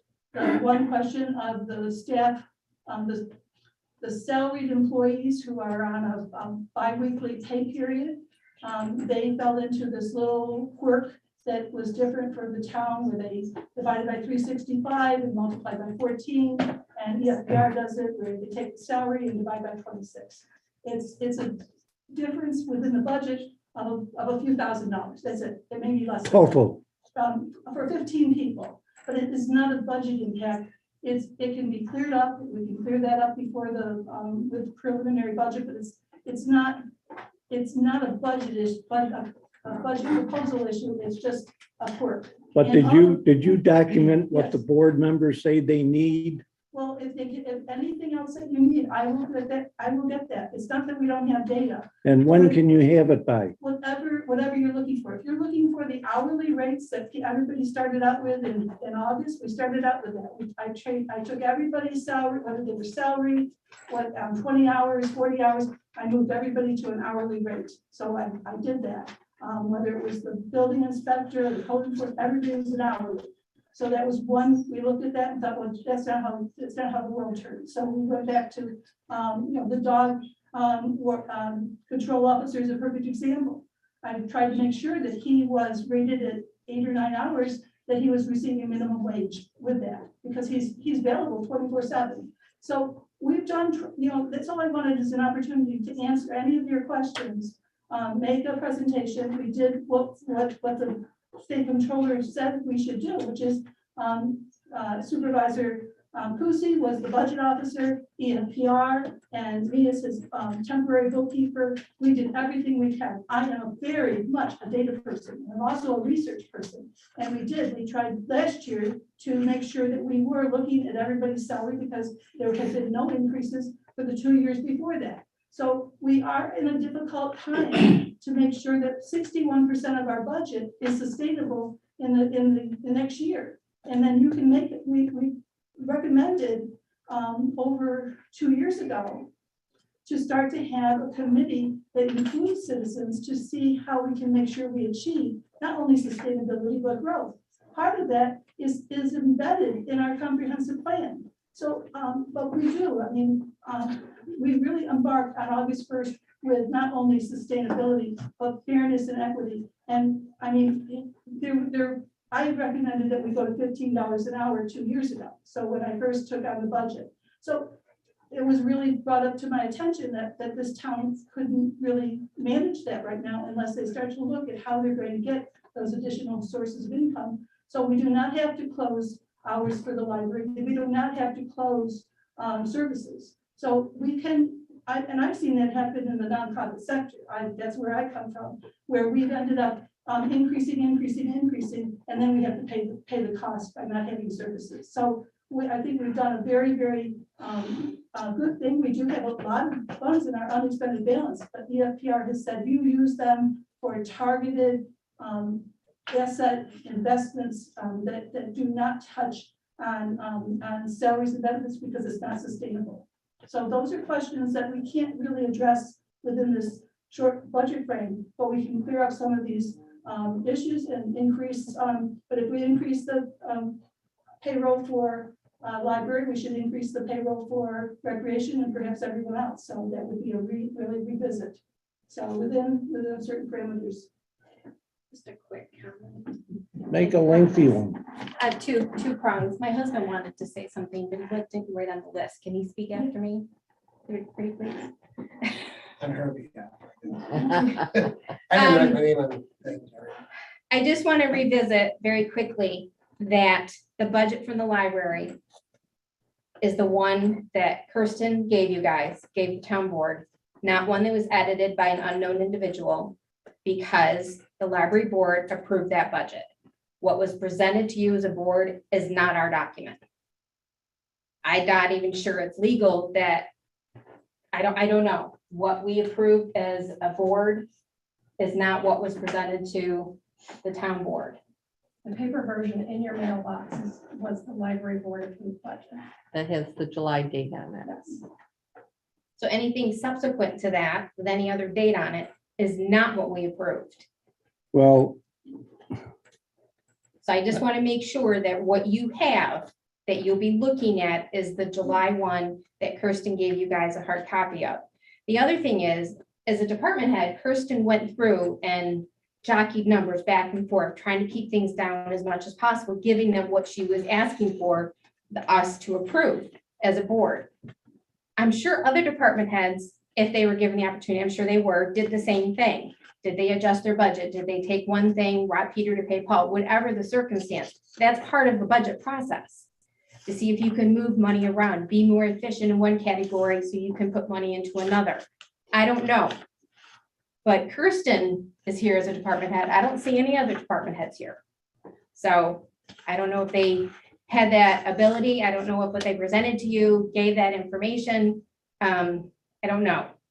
So I just want to, again, I just want to make sure that what you're looking at from the library is what we approved as a board. Because I don't know what you got. I know it wasn't what Kirsten presented to you. thank you. Please prepare that data for the board. For Thank you. all employees, not just the salary. We asked for That's the what I same asked for. document that we got before. So Supervisor, as I'm looking at the state controller's calendar, it says the budget is adopted by the governing board no later than November 20th. That's right. and We We're only- almost in We November. only have one more town board meeting on November 9th, I think.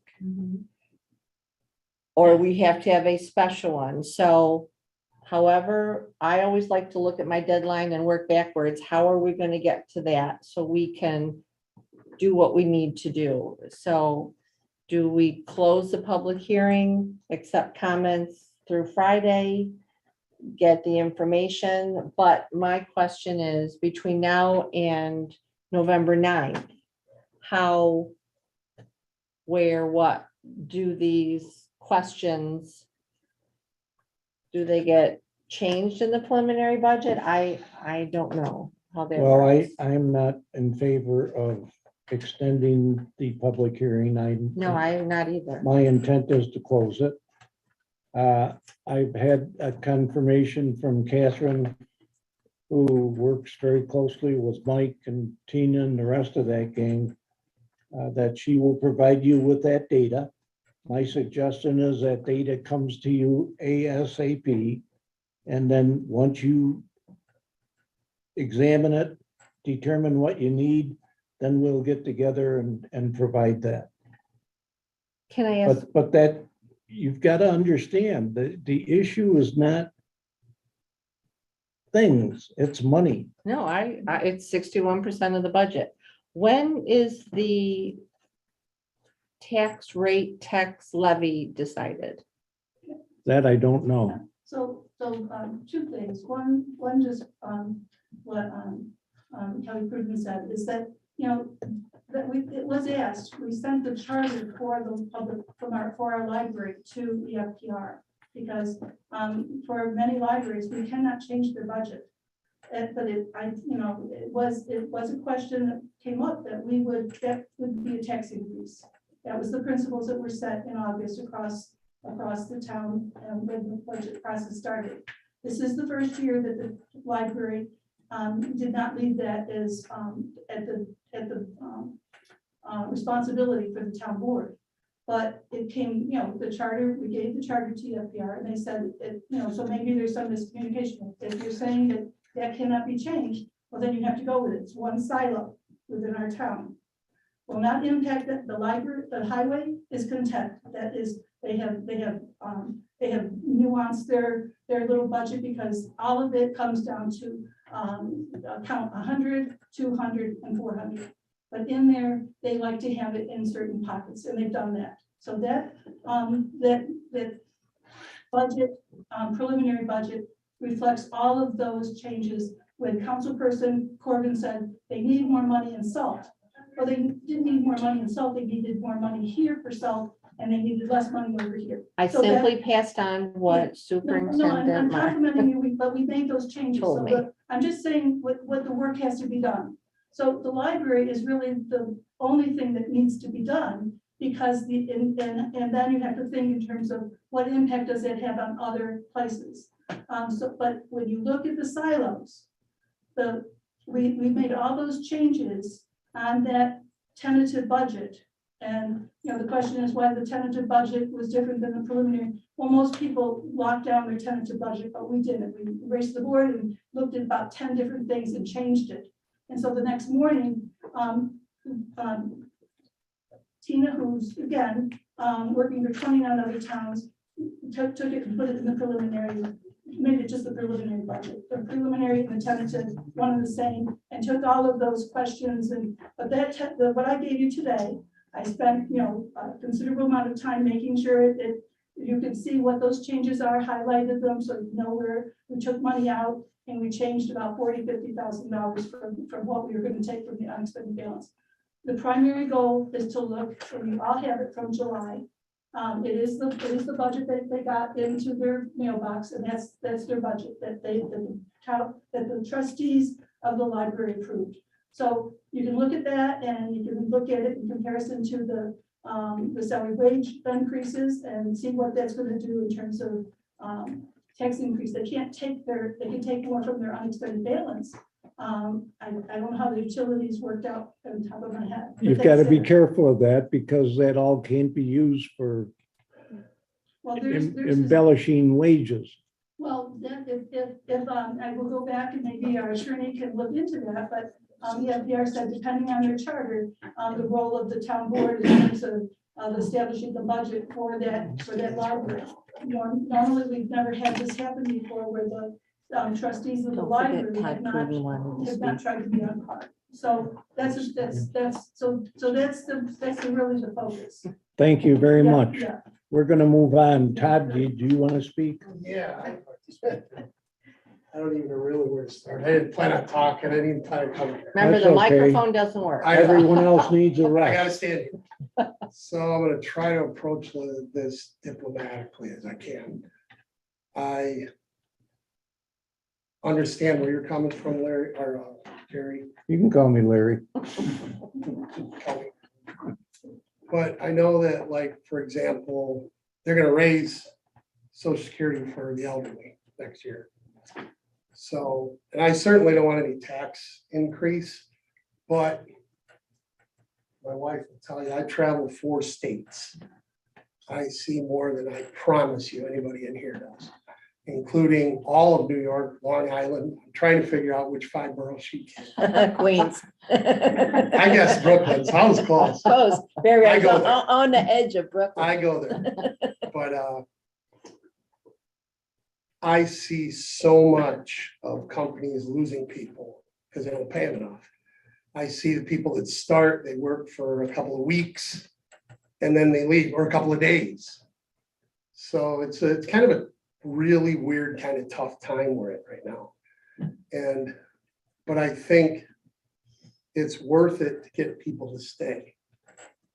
So if we could do something maybe to try and raise more money, like she said, I'm willing to step up and do my part. I mean, I work a lot. My wife will tell you I work 50, 60, 70 hours a week because I work to fill in for people that they can't hire for that area. New Jersey, how many times have I been there? Too many. In Connecticut, I go everywhere. And I'm kind of an overachiever, so they know that, so they take advantage of that, which it's good in a lot of ways, but it's bad for my home life.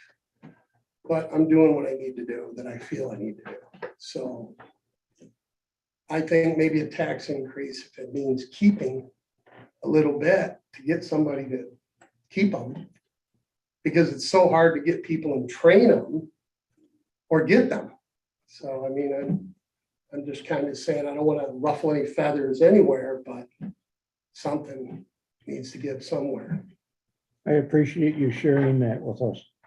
John, did you want to say Yes. something? Did you want to say something? I'm done. John Morelli, 535 Five Points Road. I'm not a budget person. I've chaired some departments and have been involved in fighting for a budget for my department, and it seems very much in line with some of the discussions that are going on here about how a department chair brings their budget to the deciding board. Jerry, in response to claims by the board members that they didn't have the data in front of them, data to see, you said, I talked to everyone, but 4 out of 5 of them.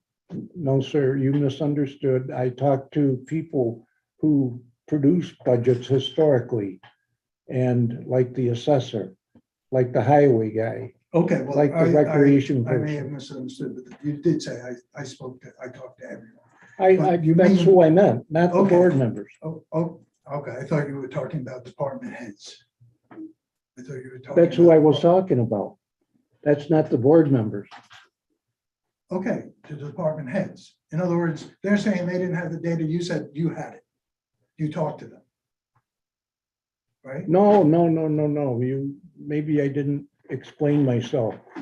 I spoke to all of them and said, are you gonna need any capital expenditures in 23? Like computers, like And they said- furniture, they like said just anything not. like that. They said it's- And basically they all said no, Okay, but no. my point. What we want is more money. Okay, but my point is that the board members, 4 out of 5 board members acknowledged that they did not see the numbers. They did not see the numbers. And I was under the impression that they got the numbers. Okay, so in the conversation tonight, I didn't hear any descriptive, definitive, technical information on anything except from Catherine. Not one person was able to offer any assessment in terms of, well, we decided this, we looked at this, we did this. Catherine was, and I don't think that Catherine shouldn't have been involved, but it was a little shocking that no one else was. I may have to inform you that as the chief financial officer, I can appoint anyone I want to be the budget director. I know. In this particular case, when I started doing it and Catherine followed right behind me and did an exemplary job, that was what she spent her time doing. Okay, but the exemplary is your assessment, and it's not what I'm hearing tonight. It sounds like there's trouble. Well, what would you suggest? Well, first of all, you just had discussion. If you don't about- have a recommendation for improvement, then don't make any comment. Okay, all right, I'll just skip down to everyone wants to avoid missing deadlines. But when people's salaries on the line, it may be the case that you, Jerry, need to take the hit and take the time needed to do this thing right. November 20th deadline, maybe it's meetable, maybe it's not. I think you need to bring in all the department heads, and they have to present the budget the way they might have seen. Now, I'm saying this without knowledge of the budgeting process. This is my observation from tonight, what I heard. So if I'm way off base, I apologize, but I was making notes here, trying to say what you mentioned, that you did not like the old way. Dan Walliver mentioned the old way regarding seeing the money and stuff like that, but you mentioned that there was problems with it. And it sounds like you've tried to improve those problems by coming up with this method. And my thought is that that's good, but it seems like there are still some problems that need to be worked out. And we're hearing evidence that there is. So my thought is spend the time if needed, get it done before November 20th if possible. But you have people on the board here who are capable of crunching numbers, who are capable of looking at this stuff. And that I think keeping that information from them was a mistake. And I think that you are No one correcting. kept information from them. I want to make that clear. They didn't have the information, Jeff. I was under the impression that they had the information they asked for. Okay, well, then you were mistaken because they obviously didn't. I'll take that hit. I was very mistaken about a lot of things. Okay, so my point being, you're trying to make things better. I think it's a good thing.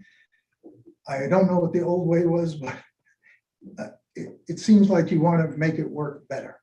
And I'm saying, okay, you've obviously some of it's improved. You've heard some comments tonight that are saying, we needed to see this, we needed to see this and that. And I'm just saying that, you know, you don't want to miss a deadline, but sometimes if that's what it takes, and I'm not saying that it will take it, because Catherine sounded like it might be possible, but give the board an opportunity to hear what the library board and other department directors have to say. Did you just hear what I made a request for? Yeah, I did. Provide the board members with the data they want, Okay, that they need. yeah. So telling me again to do it, I'm I'm not gonna repeat that request. I'm grateful for that, and I'm thankful for that. But it seems like you fought it quite a bit during this discussion. And I Like a what? understand that you fought against it until the very last minute. And everyone was saying to you, we Maybe need you to see didn't the hear me numbers. again when I said, I was told that the board members had the data they had requested. Okay, all right. But you heard tonight that they did not. I did hear that tonight. I'll rest my case.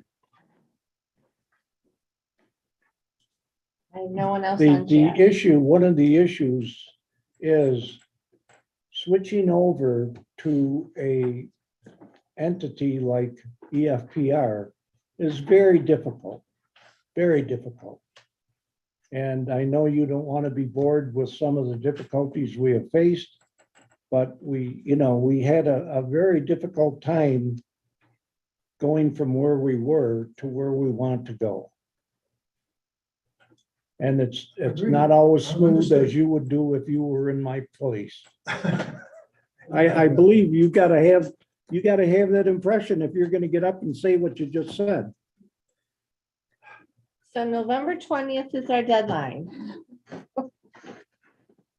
Sorry, John. go And ahead. I didn't know remember, you were there's getting two up. deadlines. There's the deadline of the county budget director, and there's the state controller. And this is from the state controller. The budget is adopted by the governing board no later than November 20th, because we're going by that, not the Monroe County. All right, so Catherine has committed that she is gonna get the board members the data you need. I think nothing more be said. Can we move on? That's what town clerk has a question. There's someone in the chat, Recreation Supervisor Stevens would like to speak. Go ahead, Pat. Hello, everyone. I just wanted to share, I think that this year was extremely difficult for us to have the understanding of how this process was going. I did do my budget because I didn't know how the budget was supposed to be presented.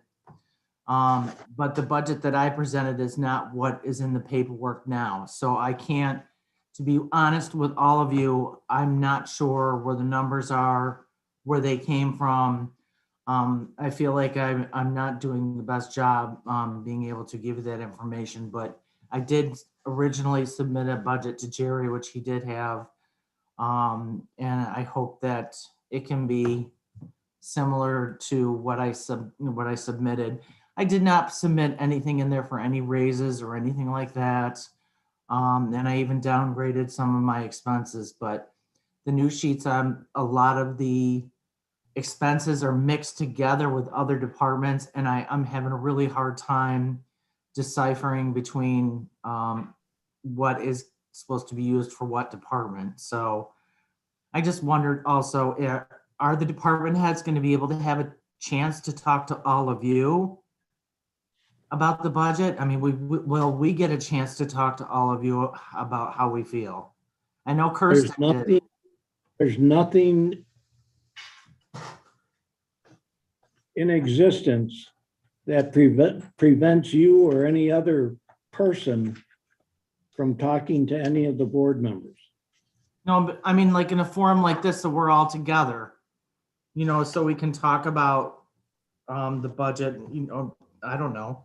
I just thought it would be a lot easier. It seems like it's more difficult if I'm sending information to different people. It's just having you guys like Dan Wolver said, having the department heads come in, say what they want to do, because we're the ones that know what the money gets spent on. We know how much we spend on payroll. It's very individualized. And then when you have like EPF doing the budget for you, they don't really know your department. You know your department. So I would prefer to just tell all of you guys and review my budget with you in the one that I gave you. So I'm not sure why this company combined all those lines together. I'm not sure about that, and I don't understand that. It makes it very confusing to me. So that was my question. I just want to know if there'll be a chance that we can all talk to you. It's a fair question, and we'll try to make that happen. Thank you. Thank you. Anyone else? It'll be quick, I promise. Okay. I know this is really hard. Money is difficult. So I just want to say thank you to the board for being open to what we're talking about, what we're suggesting, and making sure you have the information you need. I appreciate the time you guys are giving it, and I know you're gonna do a great job. Thank you, Kelly. Anyone else? I'd just like to say that Oh, you gotta, what you I gotta said- come up, Todd. what I Sorry. said earlier about all the travel. this is People a can't very- hear you. Kind of a silly thing, but I just wanted to say that I see so much. And when I come back, I'm really happy to be in my little sleepy little town. So. for I whatever can that's- relate. I can relate, and that happens to me once a month when I go to the supervisors' meetings and I listen to all these people who have $25 million and $21 million, and it just drives me nuts.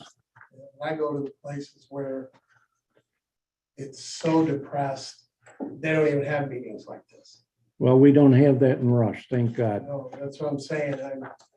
We're very lucky. All right, with no further budget, did you want to say something? Well, I'm just trying to understand something, if I may, and maybe we should close this out, but I have a question more than a comment. If we were to increase wages, for example, and let me just stick with the library because I have people here that are very knowledgeable with the library fund and the budget. So looking at the information that I have in terms of all the town funds, okay?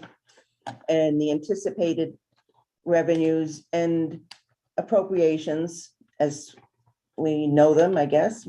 I'm not sure exactly which numbers here. It takes going into the fund balance to make up the shortfall in order to not increase the taxes to the town. It's just math, it's a plug, okay? So assuming unless we raise taxes, we got to go into that library fund balance to pay people 7% or more, or whatever it is. Just trying to understand, like, it's math, it's just math. But it's also accompanied by restrictions on what you can use those fund balances for. Yes, and I understand that we can't just take it down to nothing because that's not sustainable. So it's a balancing act, yes? And I do not control my unexpended balance. Okay. I do everything I can to keep my budget under budget for the year. Everything I can. I shop clearance. I do everything I can to keep the contractual part that I'm in control of under budget. And then if there's an unexpended balance, it's the town board, town finance director who decide how much of unexpended balance is used in lieu of taxes.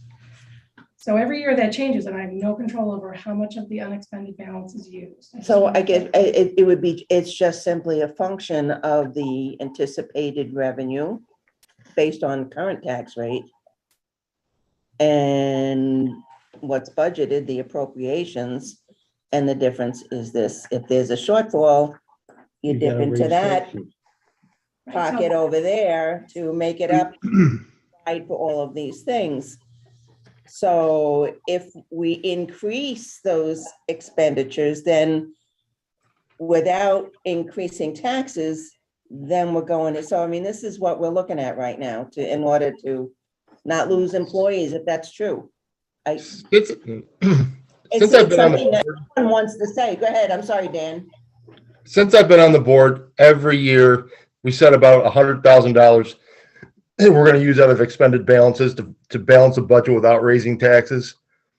And because revenue from sales tax comes in above what we figure, we haven't spent any of that money. That's why the unexpended balance got so high. So if we probably could manage a little bit of raise for the employees with little or no problems. I mean, I don't know what the exact numbers are, the figures, but we generally set aside between $80,000 to $140,000 to cover the shortfalls from the taxes we're going to collect. And we haven't spent any of that money in the past probably 10 years. That's why our unexpended balance is so high. I can also explain that all my employees are part-time except for me. They don't get paid time off. So they're scheduled in their salary, their hourly rate times the number of hours a year they're scheduled in the building. If they take time off for sick leave or surgical leave or vacation time, and they don't have a sub come in to take their spot, we're gonna be in great shape at the end of the year. And I don't think I've ever gone over budget in payroll because it to the dollar of what I expect my employees to be in the building for, and they're never, because they're part-time, they don't get paid time off. There's always a budget surplus for payroll at the end of the year. That's just a fact of how part-timers don't get any benefits.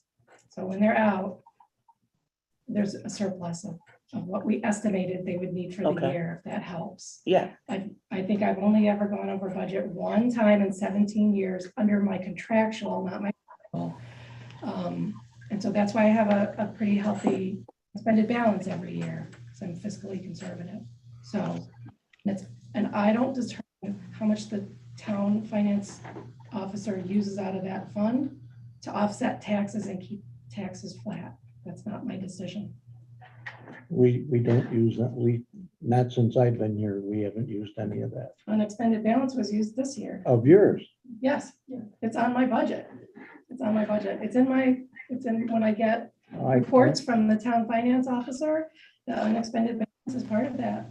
I see it. You were referring to previous years. I've been using unexpended balance since Don Reynolds was the finance director.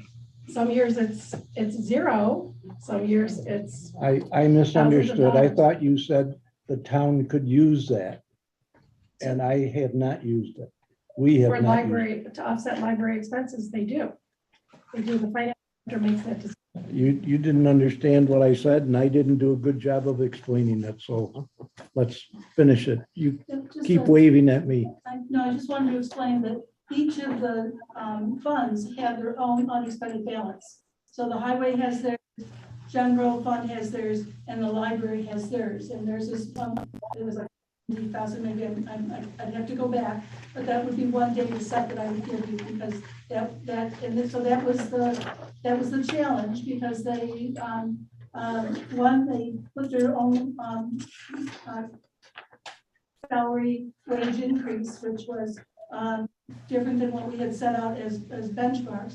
So we got that in July, and that was I didn't get it, but that was that. So those are the challenges. And so if there's a mechanism, and we can ask EFPR, if there's a mechanism to move unexpended balance from general fund over to the library, I don't know that that's. I used to be on the library board.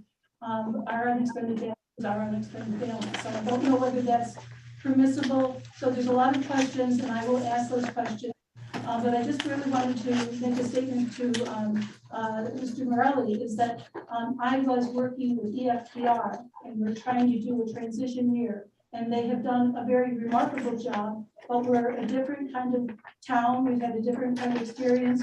I tried to go back and resort the data so that it looked like last year's. But we did go to all of the different departments that we used to call departments, but they're trying to move us to be more streamlined, more efficient, and have it be in the funds that it really isn't. And so our homework really, from my perspective, is not to clear the board. It's the highway is content, it's the library, and now it's here that recreation. I met with them. I met with her and talked about what her revenue was. I think there again is the difference between the pavilion and recreation activities after school. We'll look at that and where John Frew and different maintenance people, where they fall into the line. And that may be just how EFPR put people in rather than the program that work. 3 hours here, 10 hours there. Thank you, So, Catherine. Did you want to speak? Yes, I'd just like to clarify that this year for the 2022 budget, library budget, $18,739 of unexpended funds were used to lower the tax. So it is part of my budget. You can tell me that all night, but you didn't understand what I was saying, I'm and just I'd be explaining. happy to explain it to you. Sure, go ahead. Not right now, not in front of the crowd. I'd be Okay. more than happy to tell you what I was asking that didn't get answered. I'm But just I trying to clarify understand. how Partly my unexpended fault because I balance didn't explain it works for well. my department. Thank you. There being no further business to discuss, I declare this public hearing closed. Well, you should, so the board should vote to close the public hearing. The board should vote to close the public hearing. I'm trying to get there. Okay, and then in terms of deciding, this is obviously the opportunity, this is the forum by which the public can, give their opinion. If you want to leave open time for the public, again, to submit written comments instead of a definite date, you can do that. There's certainly no obligation to do that. You can, whether you set that deadline or not, or you have that opportunity, doesn't mean that the board can't work with people who we only work with, right, department heads and budget officers. Again, for the general public, if they want to submit comments, written comments, they can do that. So that's up to the board. I would set a hard deadline. I think that that's necessary, but public hearing and then written comments are the two different issues that you should consider. I would like to pursue with closing the public hearing, but also establish a date that people can reply with any comment that they want to make on the budget. Great. So do I have a second? A second. Well, we need to What set that date? date. Oh, okay. So, We can set the date after that. no, it's gotta be part of the resolution, right? Well, yeah, you could close public hearing. This is a Okay. motion to close the public hearing. You Alright. could then set the date afterwards, but Okay. it doesn't matter. That's where I'm Form going, without- unless somebody's very unhappy with that and wants to make sure I take it now. I don't hear anything, so. Councilman Chase. Aye. Councilwoman Corbett. Aye. Councilwoman Morelli. Aye. Supervisor Tusey. Aye. One more. Oh, Aye. I'm sorry.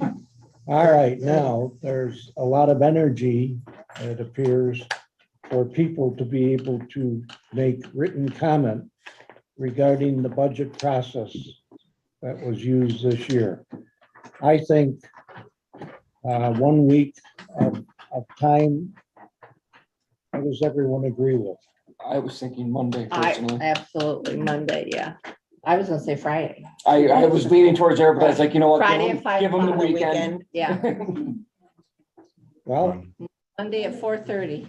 Is that, Halloween, October 31st. Well, get home in At time. 4:30, right? Because that's when the town hall closes. How about four? 4, okay, better. all in favor? You can do it that way.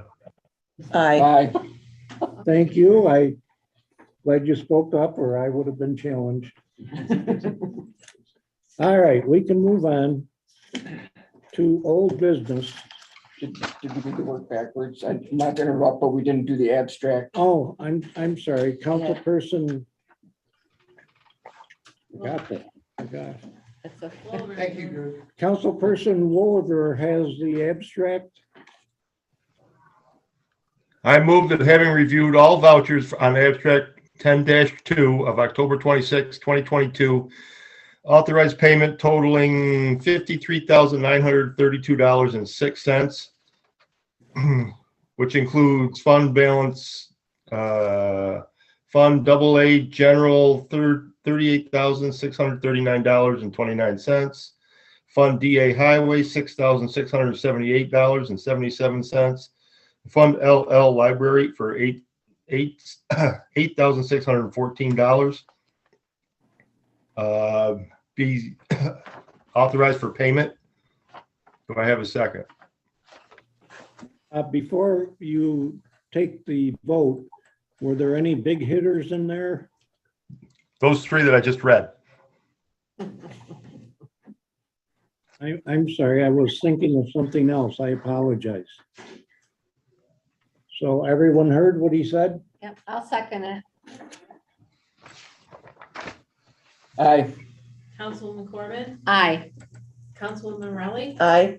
Councilman Wolver, Aye. Supervisor Cusie, Aye. Thank you. And I apologize, Dan. No problem. I can hear you.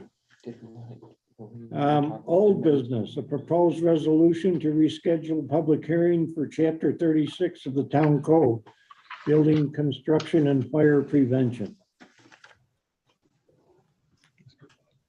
Supervisor Cusie, do you want to hear from the department heads, or are we gonna do the resolutions first? You might reports from the board members, though, you might. Yeah, the board members and, Yeah. that on the agenda or no? I think what she's I talking didn't about, want you to skip Supervisor, over. was the reports. We went the abstract, but we never did reports from town board members, clerks, and I attorneys. know. I forgot about that too. You just didn't want to hear from us. That's right. We had 2 enough. hours, so. We had enough already. Dan was pointing at us. just Sorry like, about that. I think you bring up a good point, town clerk, and we will go to reports. And we can start with Deputy Supervisor Corbin. Quickly, I attended the Comprehensive Plan Update Committee workshop on October 9th on park trails and recreation. It was very well attended and excellent information was shared. LWRP Steering Committee update today was canceled. I again met with the supervisor, with our town insurance agent, more information on that to follow. And I attended the October 20th ZBA monthly meeting where there was one public hearing for a side set variance that was granted with conditions. And that's all I have. Did you want to mention the changes for the RQ coordination? Oh, I'd be happy to. Pat Stevens is going to be taking on the role of, as we approved 2 weeks ago, of the Rush Riverside Refuge Coordinator. She's going to be the point person. I'll still be the liaison with her. She's working on her job description, and we're going to be working on the website so that all information will go to her. She will then bring it to the supervisor for further decision-making, because as the supervisor, Pat and I shared, I thought the supervisor was very insightful. You just never know what's going to come across. And Pat brought up snow plowing. I mean, it was things would be like that, an evolving job. The supervisor. And it would be nice to, Did I forget one? What did I the forget? electric. Oh, the electric is finally back on in building number 8 after a month of us approving to get it rid of from number 7 to number 8. National Grid, fun to work with. Yay. Yeah. All right, we can now move to Councilperson Chase. Okay, I attended the Conservation Board meeting earlier this month. It was a short but sweet meeting. The Conservation Board wanted me to extend their gratitude for providing their administrative assistance. They're very happy with the job that Valerie did at the last meeting. And that's the first meeting that we've had with Valerie. We had back a quorum, and then for September, and then August was canceled because that was the night of the fireworks. So that was the first meeting that we had with Valerie, and it went very smoothly. She was very helpful in locating some documents for them, and they wanted me to extend that gratitude. Then last week I attended the fire commissioners meeting where they had the public hearing on their budget. There was only one person in attendance that was a non-fireman that had some questions. The main concern was the fact that these are firemen primarily. They are not EMTs, meaning they won't drive the ambulance. The commissioners reassured that these people that they are hiring would be attending calls that were for ambulances. They would be going, they would have defibrillators, they would be able to administer first aid to these people while waiting for EMS to arrive.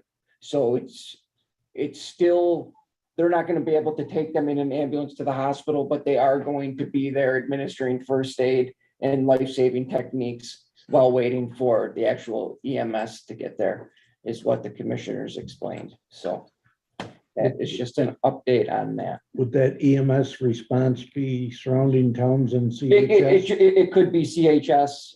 It just depends on who gets there first. If Rush has a crew and an EMS that shows up and gets in their the volunteer ambulance, then that's who would show up. If that's not the case, then CHS, or more than likely CHS, I think kind of covers this area, but yeah. So it might be somebody else if Rush can't get a crew to man the ambulance, but they would have somebody responding to that call to administer first aid. So they would have somebody there helping aid a person in distress. I, at a supervisors meeting a month ago, we had Reg Allen from CHS put on a presentation about the future of EMT responses. It's very, very, very concerning. And that was one of the things, because I knew about it before it was presented, but that was one of the things that made me very conservative on the budget, because if you looked at the costs he predicted that are right over the horizon, whew, watch out. Anyway, anything else? Nope, that was all I had. About Councilperson Morelli. Thanks. On October 19th, Wednesday, I attended the Comprehensive Plan Public Workshop on Parks, Trails, and Recreation. It was well attended and very informative, I thought. Last Friday, the 21st, I attended the tree planting dedication at the library in honor of Joan Starkweather. A lot of people came out to that, and it was an incredibly beautiful day, and it was beautiful. And last night I was supposed to attend the planning board meeting, but it got canceled at the last minute for lack of quorum. So they couldn't vote on anything, and so they canceled that. So that's it. I want to mention that I also attended the Joan Starkweather tribute. And I asked one person over here, how many people are here? And she said, I counted them, there were 50. And I saw a guy over here. I said, did you count the number of people here? He said, yes, I did. How many were there? He said, 60. It was well attended. It was. Pam, do you have a report? I do. I attended the Starkweather tree review too, and I thought it was beautiful. It was very nice. did provide the August and September monthly revenue reports to the supervisor. The August one was with checks for $9,894.84. Revenue was sent to state agencies for $1,887.32. The September monthly revenue report was provided to the supervisor with a check for $9,719.86. Sent to state agencies, totaled $2,379.52, mostly because hunting, fishing licenses was a big September pull. School tax collection for Rush ends October 31st, and the warrant will be turned over to the Monroe County Treasury. There's roughly $470,000 more to collect for the school taxes. I attended the Monroe County Town Clerks, Receivers and Collectors meeting. Jamie Romeo, our county clerk, she was there as a guest speaker. I am part of actually, when Jamie spoke, she said that many of the Monroe County employees still work from home. So I thought that was, but she will be sending out a lot more information to the clerks to get out to the community for different things, because there is a lack of everyone outside the Rochester area getting all the information they need, like for HEAP or for stuff like that. I was appointed to the Executive Selection Committee for Officer Appointment in Monroe County Town Clerks Association. We received a resignation from Lori Geisel for the Zoning Board of Appeals, chair effective in October, so we'll have to be looking for another zoning. November 18th. The end of October. Oh, really? The letter I thought you said, I apologize, was November 18th. See you at the next. Okay, we did receive a couple of letters of interest from the Conservation Board that I passed along to the town board. General Code has launched their public documents portal on eCode, which is a little bit different from what we're used to or the subboards are used to, using the deviation table. So I'll talk to Valerie about how to transition and put things there. I don't know exactly how that works because they're only for the subboards, but we'll see how. And what's it called, this section? It's documents. Just documents. Yes, the public document portal. Okay, It's on eCode. It's something new that they've just launched. okay. So that may be another avenue. I had previously talked to in the fire department regarding Laserfish that we do have.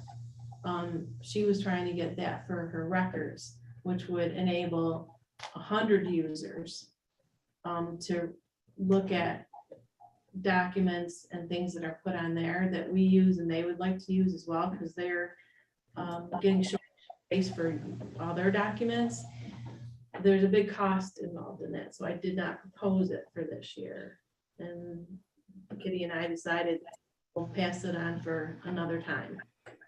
She's with the fire department? She is the fire department commissioner secretary, so she's trying to involve that. The Laserfish contract with the fire department and us together would be a cheaper avenue than we're not government and fire department, but still at a cost. I'll propose it and at another time. We'll investigate that. Let's see. The topics of minutes that discussed and talked about. Town board minutes are by statute not required to be approved. So they're always unapproved but approved because the comptrollers like to see that approved by the town board. Minutes are supposed to be comprised of resolutions and the votes and a summary of the public hearing and the comments that are in there. That is what I have always tried to provide for the public.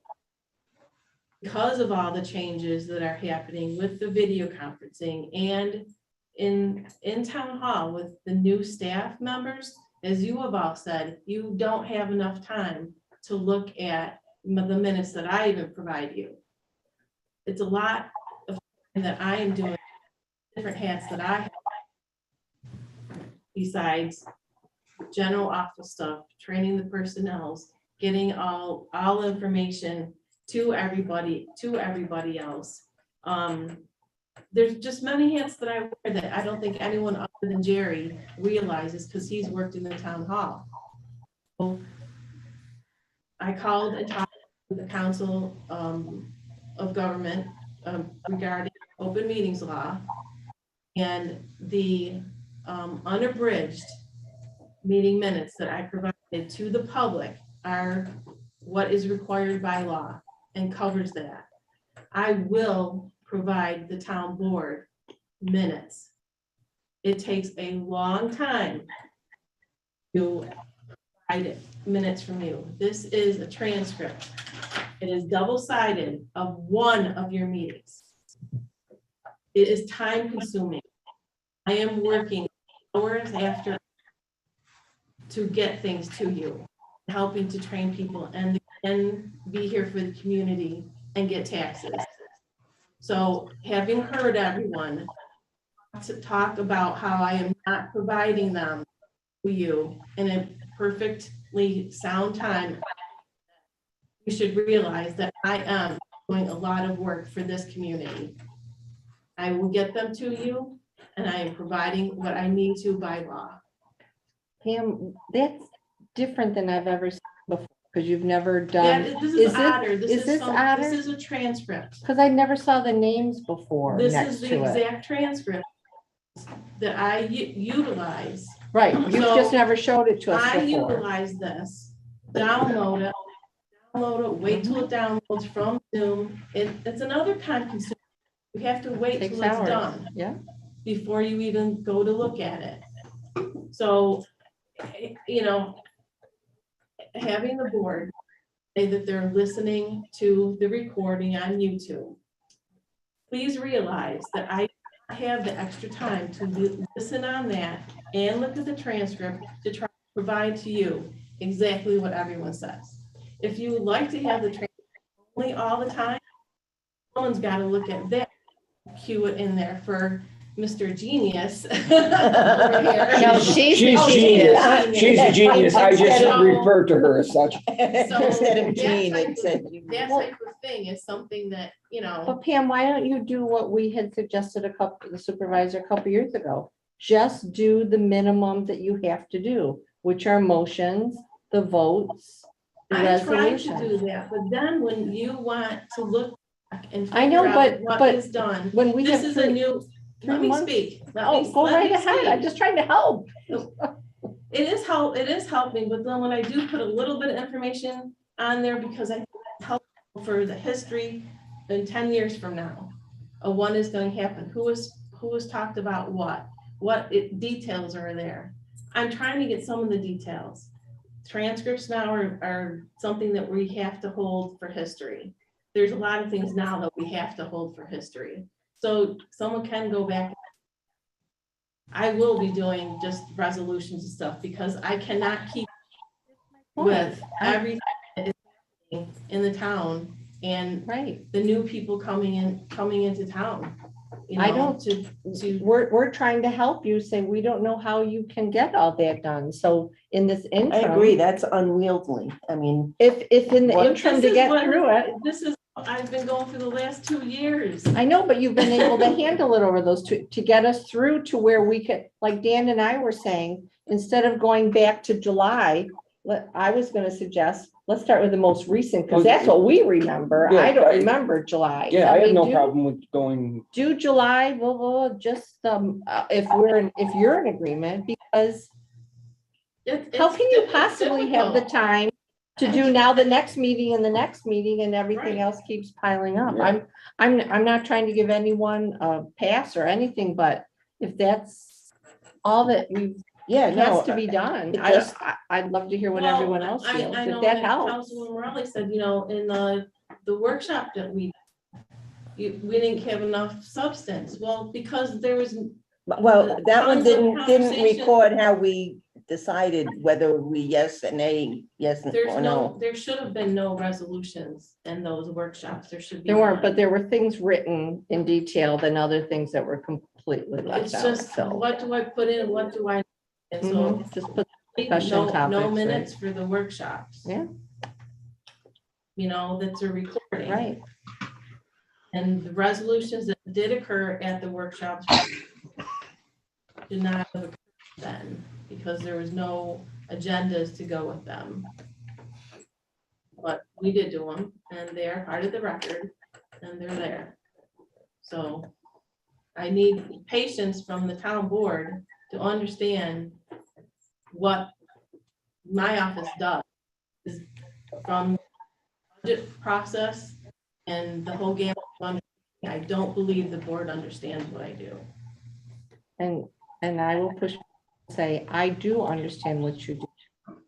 But looking at this amount of work with each new meeting that gets added, there's just not, how can you possibly do all that other? So if there's some way to streamline what is here, so kind of you're starting fresh with, okay, this meeting tonight, hopefully we can get back to the old way, but minutes, motions, votes, whatever. I don't know how you feel about it, Jerry or Dan. Well, it's up to the board to unapprove the unapproved ones, but if I decide to put some summaries in there because I think it's of substance, I think that's a prerogative of the town clerk to do. If you unapprove it, then you unapprove it.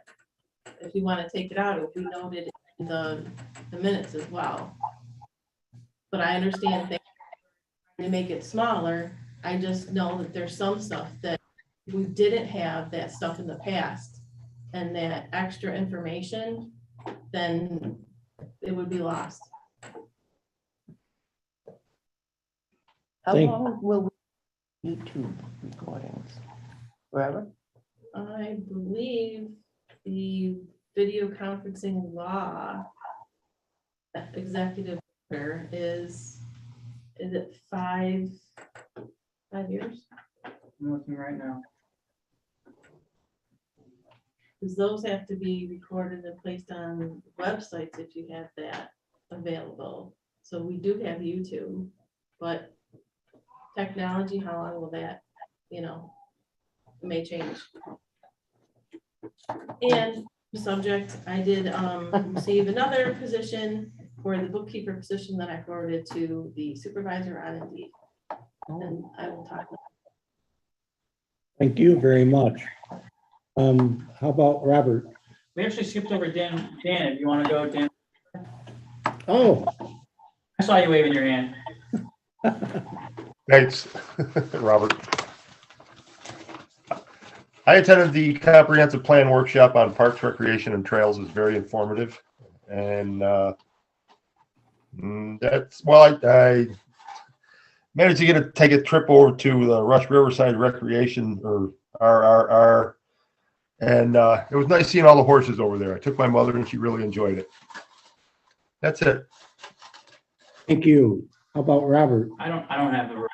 All right. I see Mr. Wisniewski shows up every meeting faithfully. And I have to ask Councilperson Morelli if there's any news that can be shared with him to encourage him to remain a resident of Rush.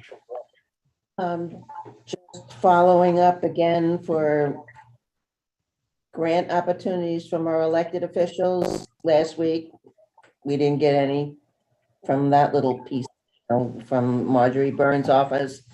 But that went, whatever money she had went to buy an ambulance for another town. So I get that. Well, keep us. I'm just waiting for the report that MRB is working on based on our survey results. So I haven't seen anything yet, but he knows we're waiting. Thanks for your patience. And I know she's busy on it because she shares all of the responses she gets, Copy him in on. just enough to get me angry. Because people don't have water and you're buying an ambulance? What the heck? Anyway, this is for everyone's update. We had 2 wells go dry in Rush last week. Really? Wow. Were they near each other? No. Or maybe 2 to 3 miles away. But anyway, that's the way life is in the beautiful hamlet of Rush, town of Rush. We can move on to old business. And what I'd like to propose is, can I skip over and get all the resolutions passed? And then put the rest of the things that we don't address on the next agenda? I think there's resolutions for just about everything. But, want me to read the one for chapter 36? Yes. The first one? Yes. This is for the rescheduling of the public hearing, amending Town Code Chapter 36, Building Construction and Fire Prevention. Whereas the New York Department of State has promulgated updated regulations regarding minimum standards for administration and enforcement of the Uniform Code and Energy Code 19 NYCRR Part 1203. And whereas New York Executive Law Section 381(2) requires local governments to update their local code enforcement regulations to be consistent with the aforementioned Part 1203 updates. And whereas a copy of such proposed local law is on file with the town clerk, and now therefore be it resolved by the town board, of the town of Rush, that a public hearing shall be rescheduled on the 9th day of November 2022 at 7:15 PM for the purpose of adopting local law number to be determined of 2022, a local law amending Town Code Chapter 36, Building Construction and Fire Prevention. Be it further resolved that the town clerk advertise for said public hearing in a manner consistent with law. Is there a second? I'll second that. Councilman Chase, Aye. Councilwoman Corbin, Aye. Woman Raleigh, Aye. Councilman Wilbur, Aye. Kaiser Cusey, Aye. Can we skip down to the item 3, proposed resolution on meeting room technology? I know who that is. You all had this documentation for a while. This board and previous board have been going around and around for about 1.5 years. The town clerk and I have worked together on this proposal with our options. And there are 2 parts to the proposal. There's the board. God bless you. Bless you. Apologies. There is the boardroom. And then there is moving or putting a second monitor in the back, because we had talked about that at our whichever board meeting or workshop There's a workshop. that we thought would be a very good idea. I don't know if it was someone here or someone in the audience. It Wouldn't was have an been audience member, if I remember correctly. recommended that. So I asked Jeff, the representative, to add that, and that's the second proposal of the 3,596. So if you take the 2 proposals together, I kind of rounded up the one of 19,895 to 20. And I took the 3,596 and rounded it up to 4 to say not to exceed 24,000.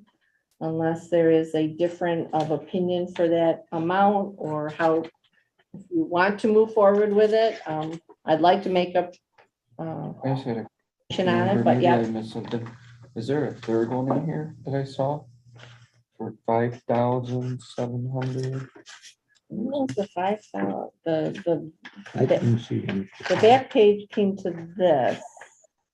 Did that just keep rolling? into- Yeah, it kept rolling into it, yeah, he broke, yeah, the 5,000 was that, and that added all into the, Okay, into that, very good. the better be, yeah, Okay. because those numbers don't add up to Yeah, anything. All right, sounds good. I suggest we get it done. All right. Yes.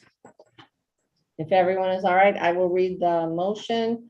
I so move that the supervisor is authorized to enter into a contract for services with our option, Inc., 50 Industrial Park Circle, Suite 2, Rochester, New York, 14624. Our options will be upgrading AV system within the main meeting room of the town hall, repurpose components, use the speakers, and reinstall the current small monitor in the conference room by the supervisor's office. 75-inch monitor will be installed in the back left-hand corner of the meeting room. The upgrade of the main meeting room AV system is not to exceed, I have 23.5. I'll change it. Let's go to, just to be on the safe side, yeah, 24. The town procurement policy requires proposals from 3 separate contractors for public works contracts of greater than 10,000 but less than 35,000. In 2021, 3 quotes were obtained by 3 separate vendors.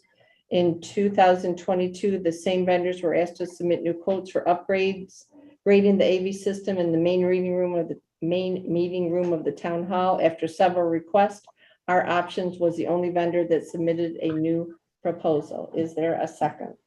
I'll second that.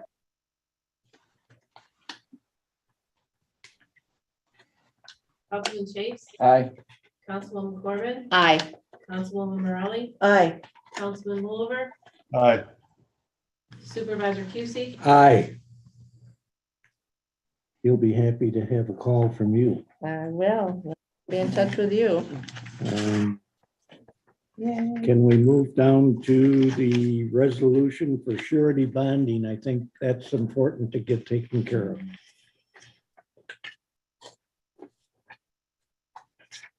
Anyone want to read that one? She can't read that one. No, she can't read it, but she can explain it. If Well, there's then- any questions. Is there Okay. any, are there any questions about that? Was the assessor's clerk always part of? No, Okay, I didn't think, no, I talked to the supervisor and I talked to Wilkins, our insurance agent, and the cost is very minimal, but it's very good to have at least one other person that can accept Needed. taxes, so. okay. The budget officer would be for anything they collect over in Well, the yeah, supervisor's office. because we get other checks from other different places for highway, for chips or for sales tax, whatever. So the finance director has that. My office actually does the depositing of it, but they get the funds, so Right. they get. Yep. Would you like to read? the I resolution? can do it. Thank you, Dan. Hey, I so move that the town board of the town of Rush hereby approves the surety bond form and amount of the official undertaking for the faithful performance of duties of the town clerk and tax collector, deputy town clerk, assessor's clerk, and budget officer as filed in the town's clerk office. Type of undertaking: public official liability and employment dishonesty. Insurance company, Access Insurance Company / St. Paul Travelers in the amounts of $250,000 town clerk, tax collector, $250,000 to the deputy town clerk, $250,000 for the assessor's clerk, and $125,000 for the budget officer. Do I have a second? I'll second it. Councilman Chase, Aye. Councilwoman Corbin, Aye. Councilwoman Morelli, Aye. Councilman Oliver, Aye. Supervisor Cusie, aye. I think we should go to the number 4 proposed resolution for the service agreement contract. Who has that one? Any questions? This was an email we'd gotten from Pat Stevens and Attorney Howe, that this was a contract to be created for the vendors that the recreation supervisor would be utilizing. That's my understanding. Is that how you understand it? That was my understanding. Yeah. And Just a template as it Just- says in the resolution. so is the template the better word than contract? Well, it's a template. Template Yeah. contract. It's a form contract. that All they right. Can use. So I'm so moved to adopt the services agreement template contract dated October 2022. This service agreement will be used by the recreation supervisor for contracting with independent program instructors. Anything else, Robert, or is that No, that sufficient? looks good. Is there a second? I'll second. I'll second Councilman Mulder. Councilman Chase, Aye. Councilwoman Corbin, Aye. Councilwoman Morale, Aye. Councilman Wilbur, Aye. Supervisor QC. Aye. Now, we can leave adjourn now, or we can talk about the sub-board candidates needed.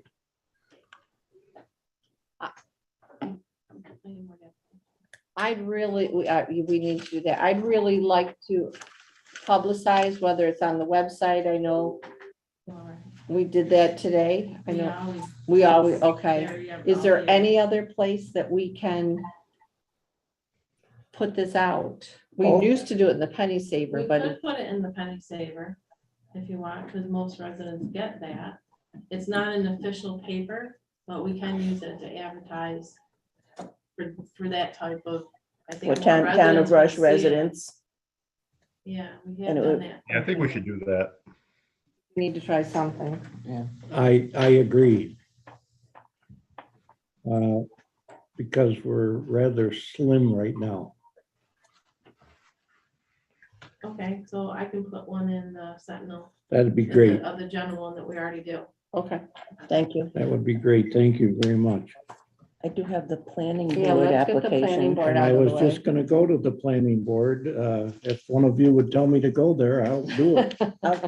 I'm asking that we just do the, I don't think it'll take much time, and it's not too complicated. Unlike the sign.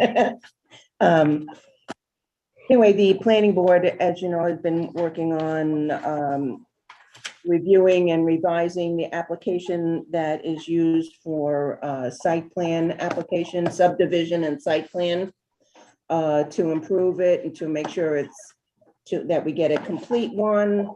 And we'll give the board and the town the information that they need, and the engineers the information that they need to move the process through smoothly. And the form was redesigned with the up-to-date fees. And it contains a checklist, for the applicant to make sure. The goal here was to create a form, and that upfront contains checklist and put the onus on the completeness of the form to the applicant, so that when a clerk here in the town receives that, it's not up to the clerk to make sure that the application is complete. It's up to the applicant to have all the information, and we tell them, and they're gonna sign off, and they're gonna say, everything is here, it's complete, and I'm submitting it, and they're gonna pay the fee, and so on and so forth. And that's what it's been designed to do. A lot of work went into it. And also there's some verbiage in here that a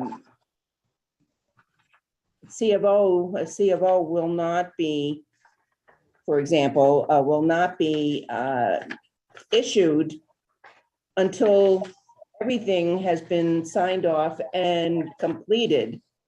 So a building permit, for example, a building permit shall not be issued until all requirements and conditions on the approved plans other than final site grading and road construction have been complied with. A certificate of occupancy shall not be issued until all remaining requirements and conditions on the approved plans have been complied with. That's a big deal, because it kind of like closes the loop on things that really may or may not have been closed in the past.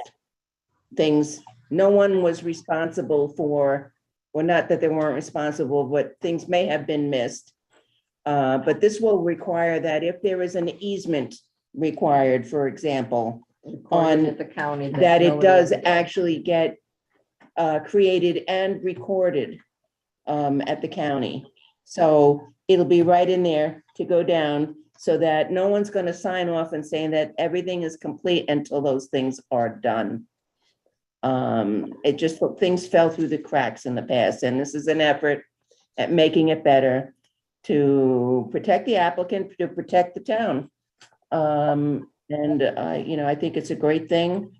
I like the work that they did. They put a lot of work into doing it. And I recommend that we do approve this because it is a new form for the town. And that it be made available here in the town hall and also on the website for applicants to download, because there are links in here. Rather than providing pages and pages of other things that they may need from the county or elsewhere, other approvals, that they can simply click on the link and get the form or whatever is required from here, there, and everywhere. And it's all spelled out. And the digital version will have live links that'll take you right to wherever else you need to go, rather than us having to download everything, 50 pages of documents. We're telling them you need to do this, it's required. It's part of this application package. It says these things are required. You can go get them and put them with your completed application.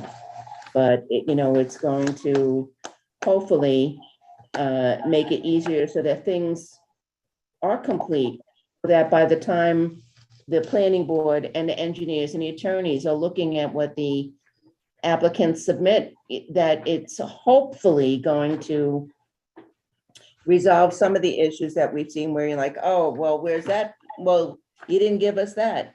And things get delayed and delayed and delayed. And if everything is like, here's what you need to do. When you come in, it's going to get scheduled. The clerks are going to schedule the date for the hearing.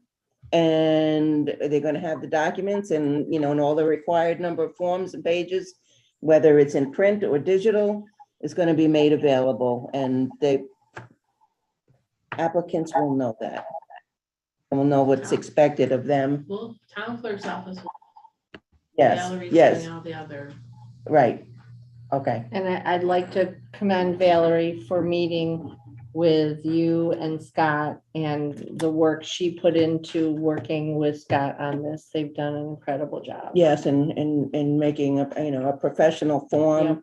Well, that's great. And so I would say, I would like to, since the board, apparently needs to just approve forms, that we do that. And if there's no questions on that or disagreements, hopefully everything meets with your approval.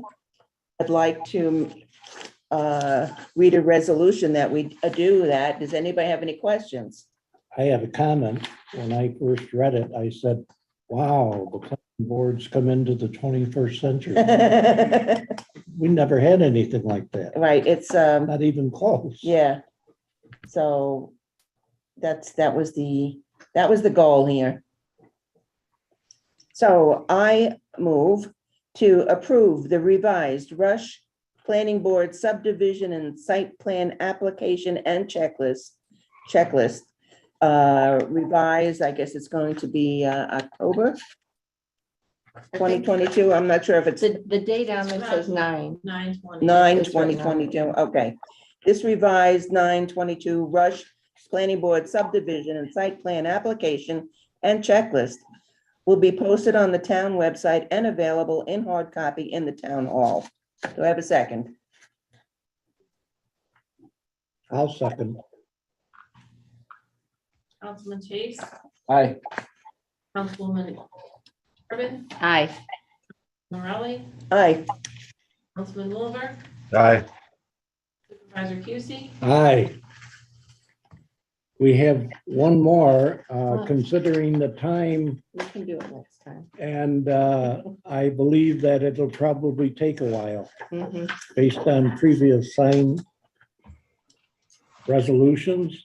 So I will add it to the next agenda if all are in agreement. Okay. Okay, Could, so could we just bounce back to one thing real quick from certainly, earlier in the meeting? Amber, discussing the minutes and how we want to work Okay. through that. It just really shouldn't take very long.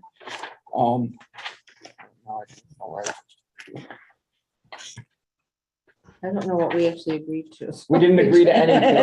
We had to table the We didn't agree to discussion. anything because Okay. because we went into the public hearing Yeah, before we got to discuss it any further.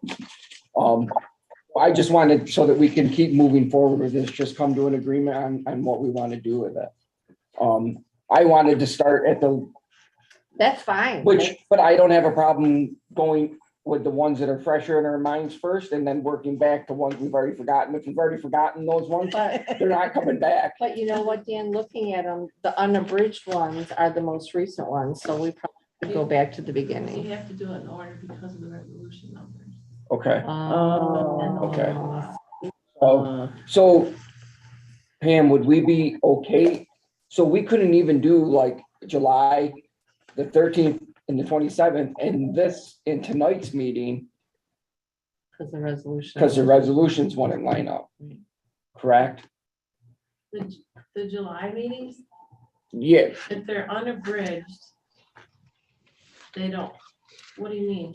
so what we were saying was we wanted to go back and review these, so we were gonna take two of these meetings that we haven't gotten to, and I was thinking, well, let's do the 2 July meetings, and we can look over those, or review the minutes. You have to go in order. Okay, so we would have to do, so we're in a pickle.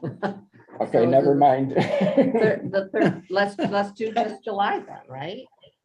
Or do we want to try to do 3, August 10th? Because other than that, they're all unabridged. We can't look at, there's none of them. to- What's August 1st? Was that just, that was a workshop? The first? Do we need to approve those minutes as well? I promise you. Next meeting, so you can have it, maybe July and August. Okay, so let's do, They're almost done, but okay, let's do the 2 Julys and the August. And the 2 August, the Yeah, 10th the and the 10th and the 24th, 6th, the 10th and the 16th, correct? the 16th. No, what was the 16th? The 16th. Oh, we- that was the special meeting Yeah, for the for August. abstract. Yes. Yeah, Okay, when the internet was. yep, yes. and then there's August. So we have right now August for August 16th Yeah, with the changes, Jean, and we have the workshop of August 1st. mhm. All right, well, let's just stick to those 3 town board meetings. yes, Okay. that's, Let's stick to the 3 town 16th, board meetings. 27th and 10th. Yes, Okay, I'll put a star there. I'm sorry, could you read those dates again? July 13th, 13th, 27th, 27th, and August 10th. August 10th. Yep, let's get those ones Okay. done for the next. And we meeting. already have them, is that, or are they Yeah, gonna Yes. be we do Yeah. I have can those. resend them to you. Yeah, August 10? Okay. Yeah. They're on E-code. good, Oh, and yeah, then we yeah. can get this caught up here. Yeah. Pretty quick, over a couple meetings. Yeah. Yeah. So you're skipping over the signs and the, Just That's the it, I signs, think, I just believe. the Signs and sign. out We're- is we're gonna all, vote on all, the all Rush, hours. all Rush Riverside Okay. Refuge. signs on the next agenda. okay. We probably can do it at the workshop, right? Because our next meeting is the workshop on Yes. the November 6th. 6th, 7th, The right? 7th, 2 I days believe, before yeah. the Yeah. town board meeting. Okay, Having no further business to discuss, I propose we finalize this meeting. Adjourn. All in favor?